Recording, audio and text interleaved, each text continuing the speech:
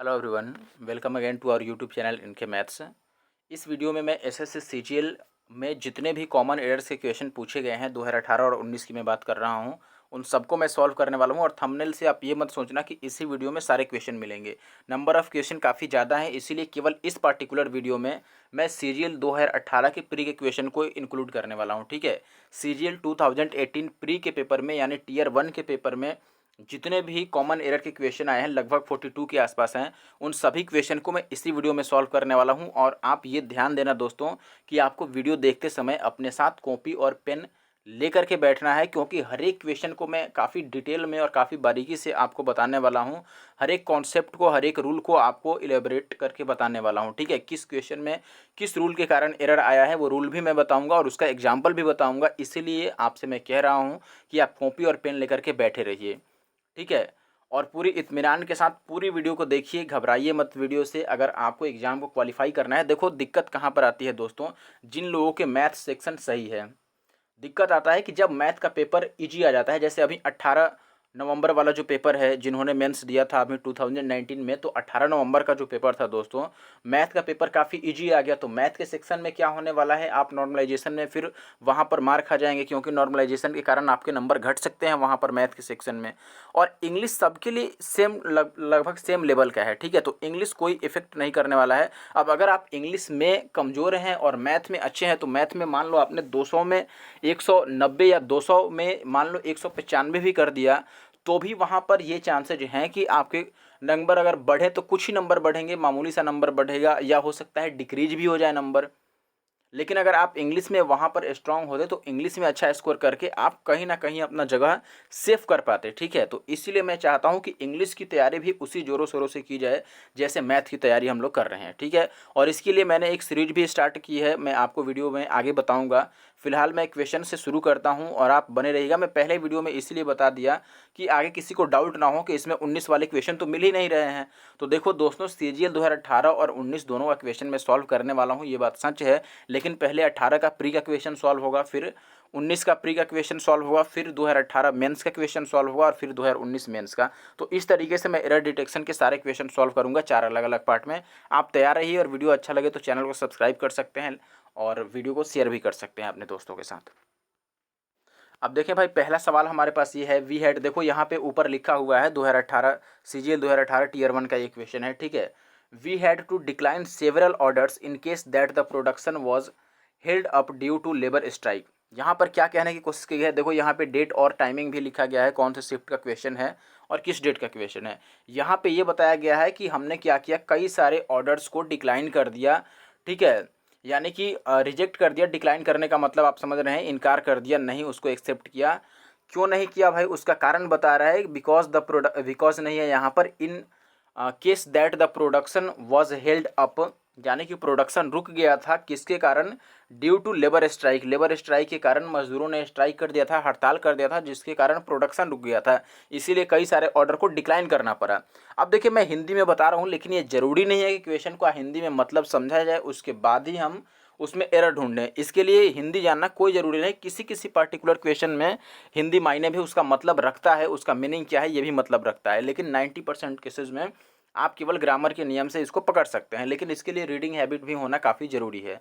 ठीक है, अब यहाँ पर सबसे पहले मैं आपको एरर बता दूं कि दोस्तों यहाँ पर जो गलत है वो इन केस में गलत है। देखो, इन केस और दैट का इस्तेमाल, पहला बात तो कि एक साथ नहीं करना चाहिए। इन केस और दैट दोनों का इस्तेमाल एक साथ नहीं हो सकता है, इसीलिए यहाँ से दैट, देखो इन केस भी हटाना पड़ेगा, इन केस और दैट दोनों को हटाना पड़ेगा। अब मैं कारण बताता हूँ क्यों। सबसे पहले आप इन केस के बारे में जान लीजिए कि इन केस का इस्तेमाल हम लोग करते हैं आगे आने वाले सिचुएशन को बताने के लिए। आगे कैसा सिचुएशन आने वाला है उससे उसको इन्फॉर्म करने के लिए या उससे अवगत करने के लिए हम इस इन केस का इस्तेमाल करते हैं। जैसे एक एग्जांपल देखिए, मैं एक एग्जांपल से आपको बताता हूं दोस्तों। बाकी इन केस के बारे में बाकी चीज़ें भी मैं बताऊंगा। ठीक है, दोबारा इन केस के बारे में आपको पढ़ने की कहीं ज़रूरत नहीं पड़ेगी, एक ही बार में सारा खेल खत्म। ठीक है, इसलिए वीडियो को पूरी देखिए कॉपी पेन के साथ। मैं ये बता रहा हूँ दोस्तों कि इन केस का इस्तेमाल आगे आने वाले किसी सिचुएशन से हम अवगत कराने के लिए या उसको इन्फॉर्म करने के लिए करते हैं। जैसे एक सेंटेंस देखिए, मैं लिख रहा हूँ, जैसे an umbrella take an umbrella in case it rains. ठीक है, यानी यहाँ पे मैं ये कहने की कोशिश कर रहा हूँ कि साथ में एक छाता ले लेनी चाहिए, ऐसा ना हो कि बारिश हो जाए। ठीक है, तो इन केस का हिंदी मतलब शायद ऐसा ना हो, ऐसा कुछ इन केस मतलब ऐसा हो सकता है कि बारिश हो जाए। ठीक है, तो साथ में एक अम्ब्रेला ले लो, ऐसा ना हो कि बारिश हो जाए। तो यहाँ पर आगे आने वाला जो सिचुएशन है, कंडीशन है, उसको इन्फॉर्म किया जा रहा है कि हो सकता है बारिश हो जाए, इसीलिए आप क्या कीजिए, साथ में एक अम्ब्रेला ले लीजिए। तो जो इन केस है, इसका इस्तेमाल आने वाले सिचुएशन को बताने के लिए किया जाता है, न कि कारण बताने के लिए। और यहाँ पर इन केस का इस्तेमाल किस लिए कर दिया है, ये कारण बताने के लिए, in case that the production was held up due to labour strike. यानी कि यहाँ पे एक कहा गया है दोस्तों कि सेवरल ऑर्डर्स को, कई सारे ऑर्डर को डिक्लाइन क्यों किया गया, क्योंकि प्रोडक्शन रुका हुआ था लेबर स्ट्राइक के कारण। तो यहाँ पर कारण बताया गया है, और कारण बताने के लिए हम लोग इन केस का इस्तेमाल नहीं कर सकते हैं। कारण बताने के लिए हम लोग बिकॉज का इस्तेमाल करते हैं, ये आपको भी पता होगा। तो हम यहाँ पर बिकॉज या फिर एज का इस्तेमाल भी कर सकते हैं। एज का इस्तेमाल भी कारण बताने के लिए ही होता है। ठीक है, तो यहाँ पर आप एज का या फिर बिकॉज का इस्तेमाल कीजिए, वो बेहतर होगा। ये गलत है, तो सही क्या होगा दोस्तों, सही होगा यहाँ पर इन केस दैट, दोनों इनको हटाना पड़ेगा और हमें यहाँ पर इस्तेमाल करना पड़ेगा बिकॉज को। ठीक है, या फिर आप दैट का इस्तेमाल कर सकते हैं। अब दूसरा बात क्या याद रखना है इसमें, इन केस के बारे में ये याद रखना है दोस्तों कि इन केस के बाद सेल या विल का इस्तेमाल नहीं होता है। इन केस के बाद जो सेंटेंस आता है दोस्तों, वहाँ पर सेल या विल का इस्तेमाल नहीं होता है, ये याद रखना है। या फिर दूसरे मॉडल का भी एग्जाम जनरली नहीं होता है, यूज जनरली हम नहीं करते हैं। देखो, इन केस अगर आया है कहीं पर, तो इन केस के बाद जो सेंटेंस बनता है, इसमें हम सेल या विल या कोई और मॉडल एक्जुअली का इस्तेमाल नहीं करते हैं। लेकिन अगर ज़रूरत पड़ी तो शुड का इस्तेमाल होता है, ये आपको याद रखना है। ठीक है, ज़रूरत पड़ी तो हमें शुड का इस्तेमाल करना चाहिए। चलिए अब आगे बढ़ते हैं और दूसरे क्वेश्चन पढ़ाते हैं। नेक्स्ट क्वेश्चन देखिए दोस्तों, यहाँ पर बोला गया है cyclone Idai killed at least 150 people in Zimbabwe and Mozambique although it tore across southern Africa. अब देखिए, सबसे पहले तो आप ये बात समझ लो दोस्तों, यहाँ पर ये कहने की कोशिश की गई है कि एक साइक्लोन है, चक्रवात है इडाई, जिसने किल किया है लगभग कम से कम 157 लोगों को जिम्बाब्वे में और मोजाम्बिक में। क्यों? क्योंकि यह, अब देखो, टोर अक्रॉस जो लिखा गया है, ये एक फ्रेज है, आप चाहो तो इस्तेमाल कर सकते हो इसको, या फिर याद रख सकते हो टीयर अक्रॉस। इसका जो ओरिजिनल फॉर्म होगा वो होगा टीयर अक्रॉस, जिसका मतलब होता है काफ़ी तेज़ी से क्रॉस करना। ठीक है, किसी स्थान को, किसी प्लेस को काफ़ी तेज़ी से रैपिडली पार कर जाना, क्रॉस कर जाना, उसको बोलते हैं टोर क्रॉस। टोर क्रॉस इसका सेकंड फॉर्म हो गया टीयर का, ये टीयर क्रॉस है। ठीक है, तो यहाँ पर टीयर क्रॉस ये फ्रेज है, ये आगे आ सकता है, कभी आपसे पूछ सकता है, इसीलिए मैंने बता दिया। मूव रैपिडली आप समझ सकते हैं, तेज़ी से गुजरना या तेज़ी से पार करना किसी प्लेस को, ये होता है टोर क्रॉस। ठीक है, या टीयर क्रॉस। तो यहाँ पे ये कह रहा है दोस्तों कि साइक्लोन जो इडाई है, इसने लगभग कम से कम 157 लोगों को किल किया है जिम्बाब्वे और मोजाम्बिक में। क्यों? क्योंकि इसने साउदर्न अफ्रीका को काफ़ी तेज़ी से पार किया। ठीक है, साउदर्न अफ्रीका में जिम्बाब्वे और मोजाम्बिक आते हैं, इसके कहने का मतलब ये भी है एक तरह से। अब ये ध्यान रखिए दोस्तों, फिर से बात वही आ गई जो मैंने पिछले क्वेश्चन में आपको बताया था दोस्तों। यहाँ पर भी देखो कारण बताया जा रहा है, एटलीस्ट 157 किल हुए हैं जिम्बाब्वे में और मोजाम्बिक में। कारण क्या है? कारण है क्योंकि इसने साउदर्न अफ्रीका को काफ़ी तेज़ी से पार किया है, यह जो साइक्लोन है। ठीक है, अब देखो, ऑल्दो का इस्तेमाल हम लोग किस लिए करते हैं? ऑल्दो का इस्तेमाल हम लोग कभी भी कारण बताने के लिए नहीं करते हैं दोस्तों। यहाँ पर कारण बताने के लिए फिर से मैं वही कहूँगा कि आपको या तो बिकॉज इस्तेमाल करना चाहिए या फिर एज इस्तेमाल करना चाहिए, और इस सेंटेंस के हिसाब से एज ज़्यादा बेहतर है। तो एज रहता है यहाँ पर ऑल्दो की जगह पर, तो ज़्यादा सही होता है। यहाँ पर ऑल्दो नहीं होगा, यानी कि ऑप्शन जो है वो सी सही उत्तर है हमारा, ऑल्दो यहाँ पर नहीं होगा। अब ये भी याद रखिए, एक ऑल्दो है, ये जो लिखा गया है दोस्तों ऑल्दो, ये क्या है? ऑल्दो एक कंजंक्शन है, और इसका जो पेयर बनता है ये येट के साथ बनता है, येट, या फिर हम केवल एक कॉमा लगा लेते हैं। जैसे नॉट ओनली का बट अल्सो के साथ बनता है, हार्डली या स्कैर्सली का पेयर बनता है वेन के साथ, नो सुनर का बनता है देन के साथ, वैसे ही ऑल्दो का पेयर या फिर केवल दो भी होता है, इसका पेयर किसके साथ बनता है? येट के साथ, या येट नहीं हो तो केवल एक कॉमा से भी काम चलता है। तो ये इसका पेयर भी आप याद रखिएगा। ठीक है, आगे बढ़ता हूँ अब मैं। अब ये तीसरा सवाल देखिए दोस्तों, तीसरा सवाल भी सीजीएल टीयर 1, ठीक है, 2018 का 19 में पेपर हुआ था, आपको भी याद होगा। ये कह रहे हैं दोस्तों कि she got 2 quick promotions in order that she has good communication skill. यानी कि उसने दो, बिल्कुल जल्दी जल्दी, काफ़ी जल्दी ही दो प्रमोशन प्राप्त कर लिए। इन order that, in order that का मतलब होता है ताकि। ठीक है, ये भी याद रखिएगा दोस्तों, इन ऑर्डर दैट एक फ्रेज है, ये भी आपसे कभी पूछ सकता है। तो इन ऑर्डर दैट का मतलब आपको पता होना चाहिए। इन ऑर्डर दैट का मतलब होता है ताकि, यानी कि ताकि आप समझते हैं, ताकि, in order that, therefore आप समझ सकते हैं, लाइक दैट। तो यहाँ पर कहने का मतलब है दोस्तों कि उसने 2 लगातार प्रमोशन क्यों प्राप्त कर लिए इतने जल्दी, बिकॉज यहाँ पर देखो फिर से वही गलती है दोस्तों, इन ऑर्डर दैट नहीं आएगा। इन ऑर्डर दैट का मतलब तो ताकि है, यहाँ पर हमें कारण बताया गया है कि उसे 2 क्विक प्रमोशन क्यों मिले, because she has good communication skills, उसके पास अच्छे कम्युनिकेशन स्किल्स हैं, ठीक है। कम्युनिकेशन स्किल अच्छे होने के कारण उसे जल्दी जल्दी 2 प्रमोशन मिल गया। तो यहाँ पर भी कारण बताने की कोशिश की गई और कारण बताने के लिए इन ऑर्डर दैट का इस्तेमाल नहीं होगा। Therefore the correct answer is option C. अब क्या सही होगा यहाँ पर, तो फिर से बिकॉज सही होगा। हम ये कहें कि because she has good communication skills, उसने 2 लगातार प्रमोशन क्यों पा लिए, because she has good communication skill, यही यहाँ पर भी सही होगा, ठीक है। हमें कारण बताना है। आगे बढ़ें, चलिए इस सवाल को देखें दोस्त। यहाँ पे कह रहा है due to the cyclone Idai vast areas of land have been flooded, roads destroyed and communications disrupting in Zimbabwe Mozambique.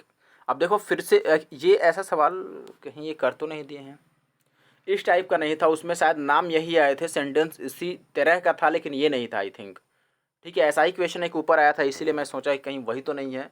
यहाँ सवाल कुछ अलग है। Due to the cyclone Idai vast areas of land have been flooded, यानी कि चूँकि cyclone Idai जो है अपने साथ काफ़ी अधिक मात्रा में फ्लड किया है और मतलब काफ़ी ज़्यादा एरिया को कवर किया है, इसलिए कह रहा है कि रोड डिस्ट्रॉयड हो गए हैं, यानी कि रोड ख़राब हो गए हैं, एंड कम्युनिकेशंस जो हैं वो भी डिस्टरप्टिंग। अब देखो यहाँ पे गलत यहीं आ गया डिस्टरप्टिंग में। देखो सेंटेंस एक ही कंडीशन में होना चाहिए। जैसे आपने कभी ये पढ़ा होगा कि पास्ट टेंस के बाद पास्ट टेंस ही यूज होता है, अगर पहले पास्ट यूज हो गया तो उसके बाद पास्ट ही आएगा, सीधी सी बात है। या फिर आपने ये भी पढ़ा होगा कि एंड जब 2 चीज़ों को कनेक्ट करता है तो ये जिस कंडीशन में होगा उसी कंडीशन में हम लोग सेकंड वाले को इस्तेमाल करते हैं। जैसे एंड के पहले अगर V4 यूज हुआ है तो बाद में भी अगर कोई सेंटेंस है तो वो भी उसी कंडीशन में होना चाहिए, V4 ही आना चाहिए। That is the same thing. यहाँ पर भी देखो एंड के पहले डिस्ट्रॉयड V2 इस्तेमाल हुआ है या फिर आप V3 कह लो, तो बाद में भी हमें डिस्टर्बिंग को डिस्टरप्टेड करना पड़ेगा, यानी कि ये ING हटा के और ED जोड़ना पड़ेगा। अब दूसरा आप इसको ऐसे समझ सकते हैं दोस्तों कि चूंकि यहाँ से देखो फ्लडेड, रोड डिस्ट्रॉयड, यहाँ से ये पास्ट में जा रहा है, पास्ट की बात कर रहा है कि रोड क्या हो चुके हैं, टूट चुके हैं, डैमेज हो चुके हैं, डिस्ट्रॉयड हो चुके हैं। तो कम्युनिकेशन स्किल भी क्या जो कम्युनिकेशन जो सिस्टम है वो भी डिस्टरप्टेड हुआ है, यानी कि वो डिस्टर्ब हो चुका है। डिस्टर्बिंग का मतलब ये तो अभी V4 को दर्शा रहा है, यानी कि अभी कंटिन्यू ये दर्शा रहा है, कंटिन्यूअस टाइम को दर्शा रहा है, अभी डिस्टर्ब हो रहे हैं। ऐसा तो नहीं कह रहा है कि डिस्टर्ब हो रहे हैं, ये कह रहा है कि डिस्टर्ब हो चुके हैं, बिकॉज रोड की बात कर रहा है कि रोड डिस्ट्रॉयड हो चुके हैं। और यहाँ पर लैंड क्या हो गया है, फ्लडेड, यानी कि वो भी फ्लड में बह चुका है। तो यहाँ पर सारे काम हो चुके हैं, इसीलिए हमें V2 या फिर V3 का इस्तेमाल करना है। तो डिस्टर्बिंग के बदले हमें डिस्टर्प्टेड लिखना पड़ेगा। और ये किस ऑप्शन में है दोस्तों, ये है ऑप्शन बी में। बी में है डिस्टर्बिंग, तो हमें बी सही उत्तर लगाना होगा, ठीक है। आगे बढ़ते हैं। अब अगला सवाल देखें दोस्त, यहाँ पे कह रहा है कि torrential rains and winds of up to 170 kilometre per hour swept away roads, ठीक है, homes and bridges and knocking down power and communication lines. बात लगभग सेम है, उसी सवाल के जैसा है, पिछला सवाल जैसा। मैंने आपको एक बात बताया था कि किसी सेंटेंस के स्टार्टिंग में या फिर कहीं भी अगर पास्ट टेंस आ जाए तो डेफिनेटली उसके बाद आने वाला जो भी सेंटेंस होगा वो पास्ट में ही होगा, ये आपको याद रखना है रूल। काफ़ी ज़्यादा इससे क्वेश्चन बनते हैं, काफ़ी ज़्यादा, ठीक है। किसी सेंटेंस में कहीं पर भी आपको पास्ट फॉर्म दिखा कि यहाँ से पास्ट टेंस शुरू हो रहा है तो उसके बाद आने वाले जो सेंटेंसेज होंगे वो भी पास्ट फॉर्म में ही होंगे। और इसका सीधा सीधा असर आप इस सेंटेंस में देख सकते हैं, इसका सीधा सीधा यूज कह रहा है कि torrential rains and winds of up to 170 kilometre per hour, यानी कि जो टोरेंशियल रेन्स हैं और हवाएं हैं जो कि 170 किलोमीटर पर आवर की स्पीड से स्वेप्ट अवे रोड, यानी कि रोड पर स्वेप्ट अवे का मतलब आप समझ सकते हैं चलना, ठीक है। अब देखो यहीं मेन बात यहीं पर आती है, स्वेप्ट क्या है, ये स्वीप का सेकंड फॉर्म हो गया। सेकंड फॉर्म का मतलब ये पास्ट इंडेफिनिट हो गया यहाँ पर। अब अगर यहाँ पर पास्ट इंडेफिनिट आ गया या फिर पास्ट सिंपल आप कह सकते हो या सिंपल पास्ट जो आप कहते हो, ठीक है, तो ये यहाँ से पास्ट टेंस शुरू हो रहा है तो इसके बाद जो भी अब वर्ब्स आएंगे वो पास्ट फॉर्म में ही आएंगे, ठीक है। तो जैसे यहाँ पर देखिए swept away roads homes and bridges, अभी तक कोई वर्ब नहीं आया, वर्ब आ रहा है यहाँ पर नॉकिंग, नॉक करना, नॉकिंग डाउन। तो नॉकिंग क्या है, ये V4 में चला गया है, यानी कि ये कंटिन्यूअस टाइम को दिखा रहा है। जबकि मैंने पिछले सेंटेंस में भी बताया था और इसमें भी बताया कि अगर स्टार्टिंग में पास्ट आया है तो आगे भी पास्ट ही रहेगा। तो हमें नॉकिंग को हटाकर क्या लिखना पड़ेगा दोस्तों, नॉक्ड लिखना पड़ेगा, नॉक्ड, न कि नॉकिंग। यहाँ पर लास्ट में ईडी आएगा, एक्चुअली में ईडी। तो अब नॉकिंग किस ऑप्शन में है दोस्तों? पहले ऑप्शन में है, तो पहला ऑप्शन अपना सही उत्तर है। ये आसान सवाल है, मुश्किल नहीं है, बस शुरू में पास है तो बाद में भी पास ही आएगा। अब ये एक पोस्टर देख लीजिए, छोटा सा, आधे मिनट का टाइम लगेगा। इसमें जो भी बातें लिखी हैं बिल्कुल 100% सही है। ये मैंने अपने चैनल के बारे में लिखी है, आप इसे देख सकते हैं। इस फोटो को मैंने अपने टेलीग्राम ग्रुप पर और फेसबुक पर शेयर किया है। आप चाहें तो वहाँ से इसे उठाकर और अलग अलग ग्रुप्स में शेयर कर सकते हैं। और आप यूट्यूब चैनल की कम्युनिटी की सेक्शन में भी जा के इस फोटो को प्राप्त कर सकते हैं, वहाँ से आप इसे शेयर कर सकते हैं, ताकि और भी स्टूडेंट के पास और भी एस्पिरेंट्स के पास ये फ़ोटो पहुँचे और वो भी हमारे चैनल से फ़ायदा उठा सकें। ठीक है, ये सारी चीज़ें आपको फ्री में मिलने वाली है दोस्तों। बस इसके लिए आपको सब्सक्राइब करना पड़ेगा हमारा channel NK maths Nandu Kumar को। ठीक है, जहाँ पर आपको ये सारे कंटेंट फ्री मिलेंगे। देखो, पूरी प्रीवियस ईयर सॉल्यूशन आपको मिलेगी, वो भी चैप्टर वाइज कंप्लीट सॉल्यूशन मिलेगा 2017 से और 21 तक। सबसे मेन चीज़ कि 17 से 21 तक मैंने सारा क्वेश्चन कवर कर लिया है। ठीक है, और धीरे धीरे हर एक वीडियो आपको मिलेगी। और देखो, मैथ और इंग्लिश की बाईलिंगुअल आपको मिलेगी, मैथ की तो बाईलिंगुअल आपको सोल्यूशन मिलेगी। इंग्लिश में तो बात ही हटा दो, ये खुद ही इंग्लिश है, इसमें बाईलिंगुअल की ज़रूरत ही नहीं है। ठीक है, और जो सोल्यूशन मैं प्रोवाइड करता हूँ आप अपने चैनल पे, हमारे चैनल पे जाके देख सकते हैं कि किस तरह की सोल्यूशन मैं देता हूँ और कौन कौन से एग्जाम का क्वेश्चन मैं कवर करने वाला हूँ। देखो, यहाँ पर सीजीएल प्री और मेंस की 17 से लेकर के 21 तक के, ठीक है, सीपीओ प्री और मेंस की 17 से 21 तक के, और सीडीएस के क्वेश्चन 2010 से, सीडीएस के क्वेश्चन 2010 से और 2021 तक के क्वेश्चन, और सीएचएसएल के क्वेश्चन 17 से 21 तक। ये बात आप समझ रहे हैं कितना वास्ट सीरीज है ये, कितना लंबा चौड़ा चलने वाला सीरीज है। काफ़ी मेहनत लगने वाली है इसमें। पीडीएफ बनाओ, पीपीटी बनाओ, फिर सॉल्यूशन तैयार करो, फिर वीडियो बनाओ, रिकॉर्ड करो, एडिटिंग करो और अपलोड करो। काफ़ी सारे काम हो जाते हैं इसमें। और आपको पता है कि नंबर ऑफ़ क्वेश्चन कितने होंगे? आप सीडीएस 2010 से जोड़ लो 2017 2021 तक। सीडीएस में वैसे ज़्यादा क्वेश्चन तो नहीं होते हैं एक ही चैप्टर से, लेकिन आप बात करें सीजीएल की, क्योंकि सीडीएस का पेपर ज़्यादा नहीं होता है। ठीक है, उतने मात्रा में सेट्स नहीं होते हैं जैसे सीजीएल में और सीएचएसएल में इतने ज़्यादा लोग होते हैं। सबसे ज़्यादा क्वेश्चन आपको सीएचएसएल में मिलेगा, क्योंकि सीएचएसएल में काफ़ी अधिक सेट में, जैसे 36 सेट में हुआ था 2018 वाला पेपर जो 19 में हुआ था, तो 36 सेट में हुआ। अगर हर एक सेट में दो दो भी सवाल आया किसी एक चैप्टर से, तो 72 सवाल बन जाते हैं, 72 क्वेश्चन। तो इस तरह से कहने का मतलब है दोस्तों कि जिसमें नंबर ऑफ़ सेट्स ज़्यादा है, नंबर ऑफ़ एस्पिरेंट्स ज़्यादा है, तो उनके पेपर भी काफ़ी ज़्यादा शिफ्टों में होते हैं, तो वहाँ पर नंबर ऑफ़ क्वेश्चन भी बढ़ जाएगा। तो काफ़ी अधिक संख्या में क्वेश्चन मिलने वाले हैं। तो मैथ में तो हम लोग कुछ क्वेश्चन स्किप करेंगे, जो क्वेश्चन कंपैरेटिवली ईजी होंगे उनको स्किप कर दिया जाएगा, हम लोग कवर नहीं करेंगे। ठीक है, लेकिन जो ज़रूरी है, जो थोड़े से अच्छे लेवल के क्वेश्चन हैं, उन सबको मैं कवर करने वाला हूँ। तो इतनी मेहनत के लिए बस आपसे यही चाहते हैं कि आप चैनल को सब्सक्राइब कीजिए और लोगों तक इसे पहुँचाइए, शेयर कीजिए। चलिए आगे बढ़ते हैं और वापस से अपना सवाल को कंटिन्यू करते हैं। ये देखें भाई, अगला सवाल यहाँ पर बोल रहा है कि she lost a big order from a known showroom in case of her on carelessness, sorry. अब देखो, मैंने आपको पहले क्वेश्चन में दोस्तों, फर्स्ट क्वेश्चन में इन केस के बारे में बताया था कि इन केस का यूज कहाँ पर करते हैं और किस तरह से करते हैं। यहाँ पर भी इन केस आया है। अगर आपको याद होगा तो मैंने वहाँ पर बोला था कि इन केस वाला बात, ये जो नियम है वो आप याद रखिए, आगे ये काम देगा। और देखो, अभी ऐसा सवाल आ गया। देखो, एक ही तरह का सवाल है, एक ही कॉन्सेप्ट पर आधारित है, और पहला सवाल 2018 प्री का था और ये भी 2018 प्री का ही है। तो क्वेश्चन रिपीट होते हैं डेफिनेटली, क्वेश्चन नहीं तो कॉन्सेप्ट तो रिपीट होते ही हैं। अब देखो, यहाँ पर कह रहा है कि she lost a big order from a known showroom, यानी कि उसने एक नॉन शोरूम से, यानी कि एक जाने माने शोरूम से एक बड़ा सा ऑर्डर गुम कर दिया। In case of her on carelessness है। अब देखो, इन केस का मतलब मैंने क्या बताया था, आने वाले सिचुएशन के बारे में अवगत कराना।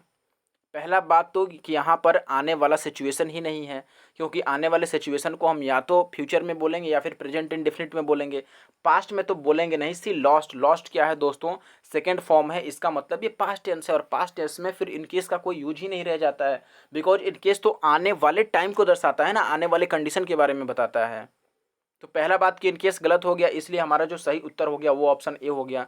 अब सही क्या करना होगा हमें यहाँ पर, अगर सही बनाना है दोस्तों, तो हमें ये समझना पड़ेगा कि इन केस का मतलब के बावजूद होता है, या फिर ऐसा ना हो कि, ऐसा ना हो कि।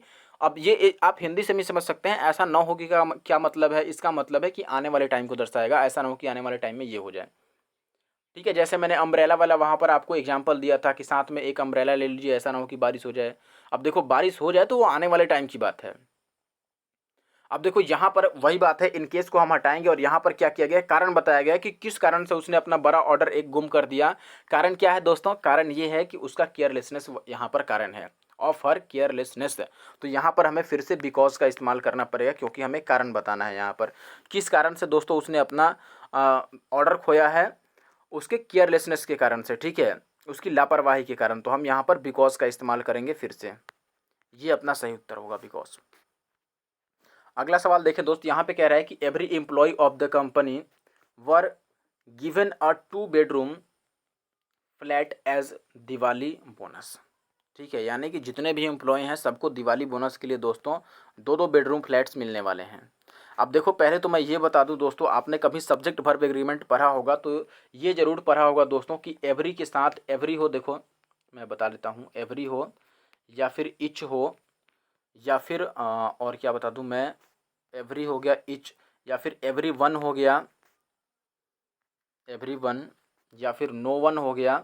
ऐसे कई सारे ऐसे कई सारे शब्द हैं दोस्तों कि जो सेंटेंस के अगर स्टार्टिंग में आते हैं तो हमें वहाँ पर जो एक्जुलरी वर्ब इस्तेमाल करना होता है या मेन वर्ब जो भी वर्ब इस्तेमाल करते हैं वो सिंगुलर फॉर्म में इस्तेमाल करते हैं। ठीक है, सिंगुलर फॉर्म में। कारण क्या है दोस्तों, कारण ये है कि ये सिंगुलर सब्जेक्ट को डिनोट करते हैं। जैसे every employee of the company, यानी कि एम्प्लॉय जो कंपनी है, कंपनी के हर एक एम्प्लॉय को 2 बेडरूम फ्लैट मिला गया है, दिया गया है दिवाली बोनस के तौर पर। तो यहाँ पर कहने का मतलब यह है कि जब भी आप ये देखें कि इनमें से किसी से भी सेंटेंस शुरू हो रहा है दोस्तों, तो जो वर्ब होगा वो सिंगुलर फॉर्म में होगा क्योंकि ये सारे सिंगुलर सब्जेक्ट को डिनोट करते हैं। इच हो गया, एवरी हो गया, एवरी वन हो गया, ठीक हो गया है, या फिर नो वन हो गया। तो यहाँ पर कहने का मतलब है कि यहाँ पर जो वर आया है ये गलत है, वर का इस्तेमाल नहीं होगा, वहाँ पर हमें वॉज का इस्तेमाल करना पड़ेगा। तो वर गलत है और ये किस ऑप्शन में है दोस्तों, दिस इज इन ऑप्शन 4। तो चौथा ऑप्शन अपना सही उत्तर है। तो आपको जो मैंने बातें बताई ये जरूर से याद रखिए, एवरी या फिर एवरी वन या फिर एवरी बॉडी हो गया, इस तरह के जितने भी शब्द हैं जो केवल एक को डिनोट करते हैं या प्रति एक को डिनोट करते हैं, हर एक को, पर एम्प्लॉय को यहाँ पर नोट कर रहा है, एवरी एम्प्लॉय यानी कि हर एक एम्प्लॉय को मिला है, तो हर एक यानी कि ये सिंगुलर सब्जेक्ट हो गया, इसीलिए सिंगुलर वर्ब आएगा यहाँ पर according to the rule of subject verb agreement, या फिर सिंटैक्स आपने पढ़ा होगा।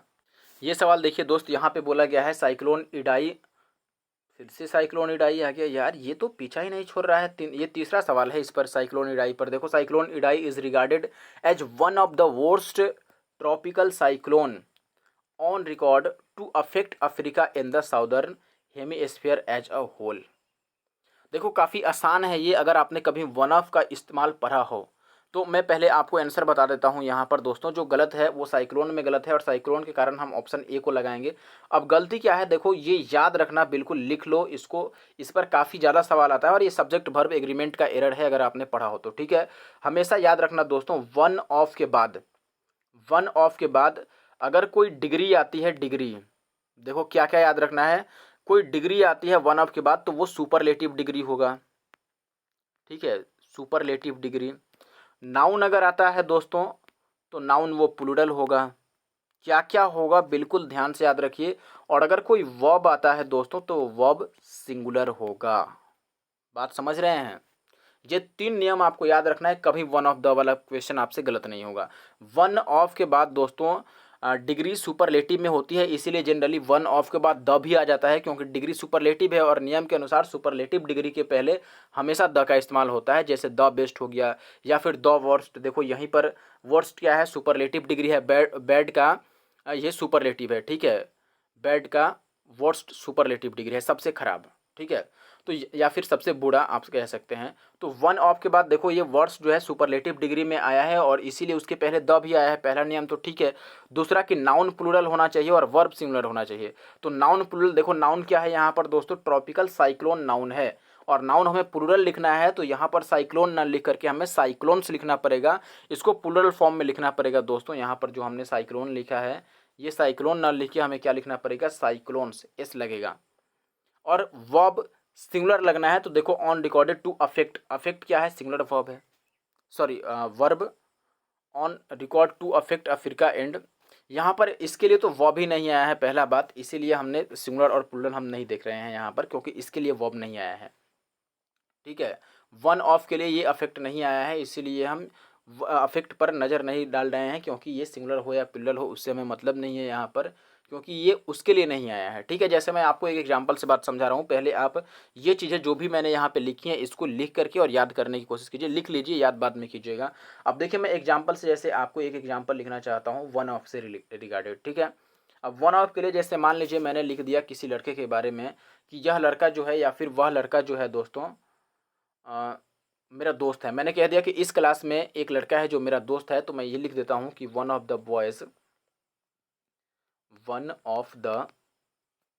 बॉयज़।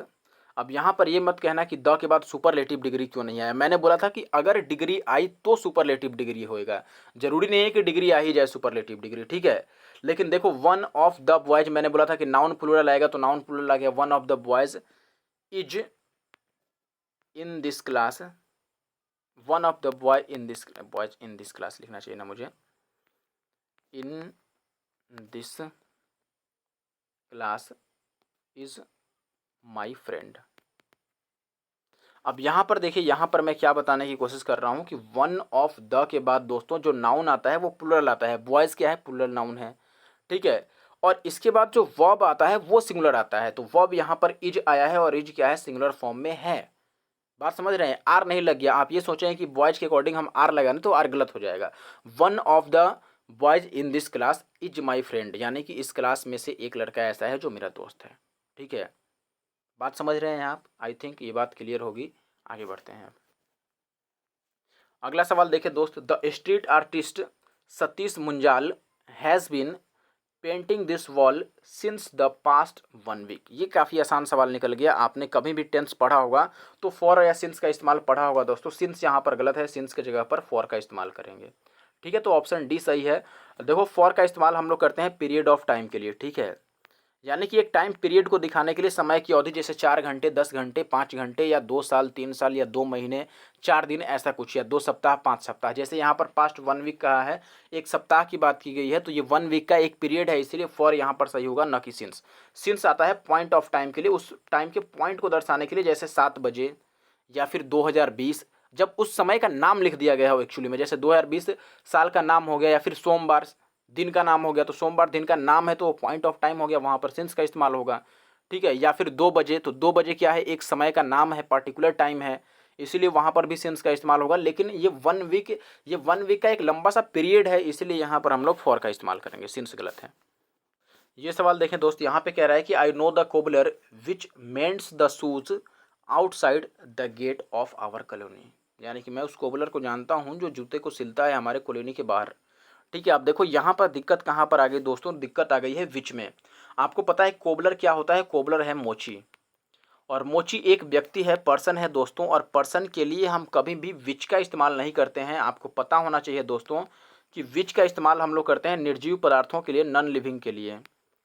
ठीक है, जो निर्जीव पदार्थ हैं उनके लिए हम लोग विच का इस्तेमाल करते हैं, और सजीव के लिए हम हूँ का इस्तेमाल करते हैं इसके बदले में, यानी कि वह मोची जो गेट के बाहर रहता है या काम करता है। ठीक है, तो हूँ का इस्तेमाल करते हैं हम लोग सजीव के लिए, लिविंग बींग्स के लिए। ठीक है, तो ये आपको याद रखना है। तो यहाँ पर विच नहीं होगा, विच के बदले में हमें हूँ का इस्तेमाल करना होगा, इसीलिए ऑप्शन सी जो है वो सही उत्तर है। हमेशा याद रखना दोस्तों, विच का मतलब किस हो गया, या फिर जैसे कौन सा आपको जूता पसंद है, तो which of the shoes do you like, यहाँ पर हम कहेंगे तो विच आया शूज के लिए।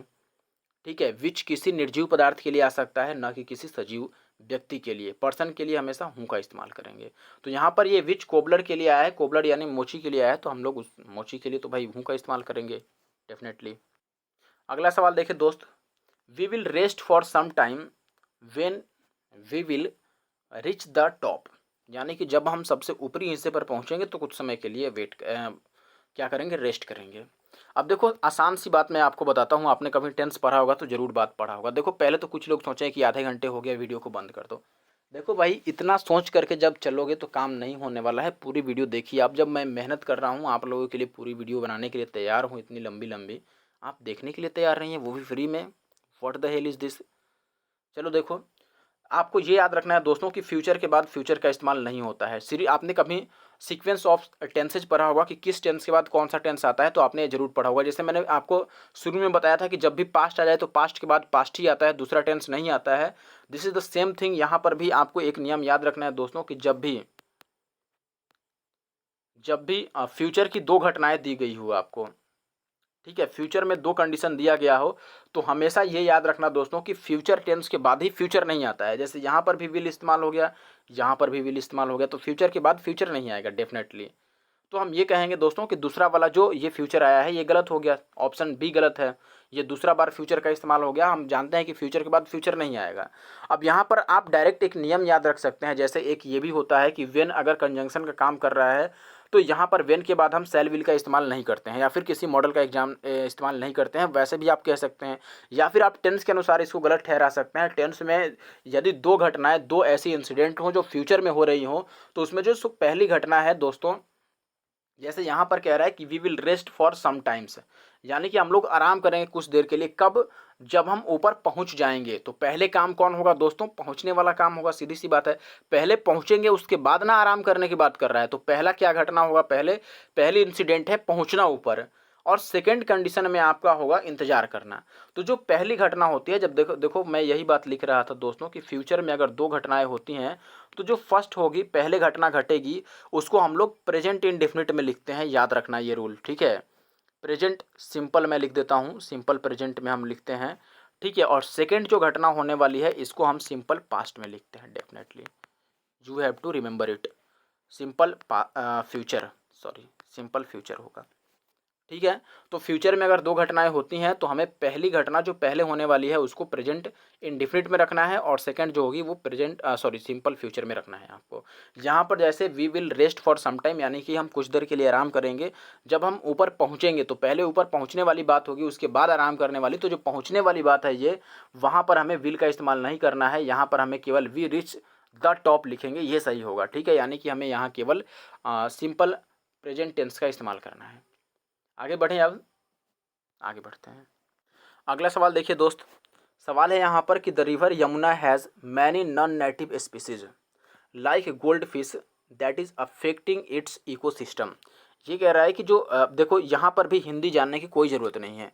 अगर आपने थोड़ा सा भी इंग्लिश ग्रामर पढ़ा है और सही से पढ़ा है, सबसे पहले देखिए आप एक दो बार इसको पढ़िए और इसके टर्न को पकड़िए, कहाँ पर आपको गलत लग रहा है, फिर वहाँ पर ग्रामर अप्लाई कीजिए कि क्या गलती है। The river Yamuna has many non native species, ठीक है, लाइक गोल्ड फिश, यानी कि उसमें कई सारी नॉन नेटिव का मतलब विदेशी हो गया, जो अपने देश का नहीं हो, अपने स्वदेशी नहीं हो, ठीक है। तो कई सारी ऐसी स्पीसीज हैं जो नॉन नेटिव हैं, जैसे गोल्ड फिश यहाँ पर एक एग्जाम्पल दिया है, that is affecting it's ecosystem. अब यहाँ पर देखो आपको ये समझना है दोस्तों कि ये इज दैट इज जो लगा है, दैट इज, ये दैट किसके लिए लगा है? पहली बात, अगर मैं आपसे ये पूछूं कि ये दैट किसके लिए आया है इसमें, तो देखो दैट किसी नाउन के लिए ही आता है, सीधी सी बात है, दैट किसी नाउन को बताने के लिए आया है। लेकिन कौन सा नाउन? क्या ये गोल्ड फिश के लिए आया है? या फिर देखो इसके पहले कौन कौन से नाउन हैं? दैट के पहले एक तो गोल्डफिश है और एक स्पीसीज है, दो नाउन्स है यहाँ पर। तो मैं आपसे पूछूं कि इनमें से किसके लिए दैट आया है, तो यहाँ पर कह रहा है कि दैट अफेक्टिंग इट्स इकोसिस्टम, यानी कि कुछ नॉन नेटिव स्पीसीज हैं यमुना नदी के अंदर, कई सारे नॉन नेटिव स्पीसीज हैं जो इसके इकोसिस्टम को अफेक्ट कर रहे हैं, प्रभावित कर रहे हैं। तो यहाँ पर कौन प्रभावित कर रहा है भाई इकोसिस्टम को? वो स्पीसीज।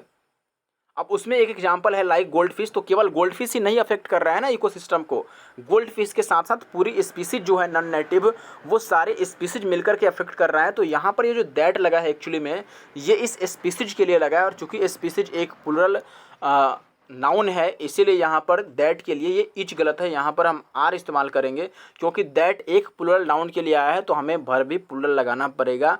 आर सही होगा, इच गलत है यहाँ पर, और इच गलत होने के कारण यहाँ पर ऑप्शन सी गलत हो गया। Is it clear? या सॉरी, ऑप्शन सी को हमें सही कहना चाहिए एक्चुअली में, ठीक है। आशा है कि बात समझ गए होंगे। आगे बढ़ते हैं अब। ये सवाल देखिए दोस्त, यहाँ पे कह रहा है कि Lodhi colony in Delhi is very different from other places in the city that is crowded and noisy. यानी कि लोधी नगर जो है दोस्तों, वो लोधी कॉलोनी जो है दिल्ली में, वो काफ़ी डिफरेंट है बाकी प्लेसेज से। कौन प्लेसेज से भाई? अब किन प्लेसेज की बात कर रहा है, किन प्लेसेज से डिफरेंट हैं? That is crowded and noisy, जो काफ़ी क्राउडेड रहते हैं, भीड़ भाड़ वाले इलाके, और काफ़ी शोरगुल भरा है, नॉइजी भरा है। अब देखो सेम कंडीशन है पिछले सवाल जैसा, यहाँ पर भी दैट इज आया है। अब ये दैट किसके लिए आया है भाई, मैं आपसे जानना चाहता हूँ। क्या इस सिटी के लिए आया है, या इसके पहले और कौन सा नाउन है? प्लेसेज है, प्लेसेज के लिए आया है। Lodhi colony in Delhi is very different from other places in the city, other places in the city that is crowded. कौन से भाई सिटीज क्राउडेड रहते हैं? अदर प्लेसेज की बात कर रही है, अदर प्लेसेज के लिए दैट आया है। और अदर प्लेसेज, प्लेसेज क्या है दोस्तों? प्लूरल नाउन है, इसीलिए इज नहीं होगा, फिर से इज के बदले में हमें आर का इस्तेमाल करना पड़ेगा और फिर से उसी तरह की गलती है। ऑप्शन ए सही उत्तर है, पिछला सवाल जैसा है दोस्तों। ये सवाल देखें भाई, यहाँ पे कह रहा है कि she forget to lock the door when she went out in a hurry. Very good. कह रहा है दोस्तों कि उसने क्या किया कि डोर को लॉक करना भूल गई वो, जब वह जल्दी जल्दी में थी, वह जल्दी जल्दी में जब बाहर गई। अब देखो यहाँ पर हिंदी से कोई लेना देना नहीं है, मेरा कोई ताल्लुकात नहीं है, ये सारा चीज़ काल्पनिक है, मैं जो हिंदी बता रहा हूँ, ठीक है। अब देखो मैं क्या बताने की कोशिश कर रहा हूँ। आपने कभी इन्फिनेटिव टू के बारे में पढ़ा होगा दोस्तों, यहाँ पर इन्फिनेटिव का भी केस है। She forget lock the door when she went out in a hurry. अब फॉरगेट क्या है मैं आपसे पूछूं तो आप बोलेंगे दोस्तों फॉरगेट वर्ब है, और लॉक क्या है? लॉक भी वर्ब है। तो जब भी दो वर्ब का एक ही साथ हमें इस्तेमाल करना हो तो डेफिनेटली दोस्तों दोनों वर्ब के बीच में हमें इन्फिनेटिव का इस्तेमाल करना रहता है या फिर जिरंड का, ठीक है। जब एक वर्ब हमने लिख दिया है तो इसके बाद दूसरा वर्ब लिखने के लिए हम इन्फिनेटिव टू का इस्तेमाल करते हैं, तभी सेकंड वर्ब को लिखते हैं। आपने कभी ना कभी ये टेंस में पढ़ा होगा कि अगर दो वर्ब का इस्तेमाल करना हो टेंस में तो पहले हम बाद वाले काम वाले वर्ब को लिखते हैं, फिर टू लिखते हैं, फिर पहले वाले वर्ब को लिखते हैं, ठीक है। तो यहाँ पर वही बात है, फॉरगेट और लॉक के बीच में हमें टू लगाना पड़ेगा। हमें फॉरगेट जो है ये पहला वर्ब आ चुका है, फॉरगोट है, मैं फॉरगेट फॉरगेट पढ़ रहा था इसके लिए सॉरी, ठीक है। तो इसके बाद जो सेकंड वर्ब हम लॉक लिख रहे हैं दोस्तों, तो लॉक के पहले हमें इन्फिनेटिव के लिए अनुसार टू लगाना पड़ेगा। फॉरगेट टू लॉक, जैसे मैं एक दो एग्जांपल से आपको बात समझाता हूँ अगर आप नहीं समझ पाए तो। देखिए जैसे मैं ये कह रहा हूँ कि मैं आपसे मिलना चाहता हूँ, मैं आपसे मिलना चाहता हूँ, आप क्या इंग्लिश बनाएंगे? आप ये बोलेंगे दोस्तों कि आई वॉन्ट मीट यू। बताइए, आप ये बोलेंगे, आप ये, या फिर आप ये बोलेंगे I want to meet you. मैं आपसे मिलना चाहता हूं तो आप बताइए कि आई वांट मीट यू कह दें कि या फिर I want to meet you.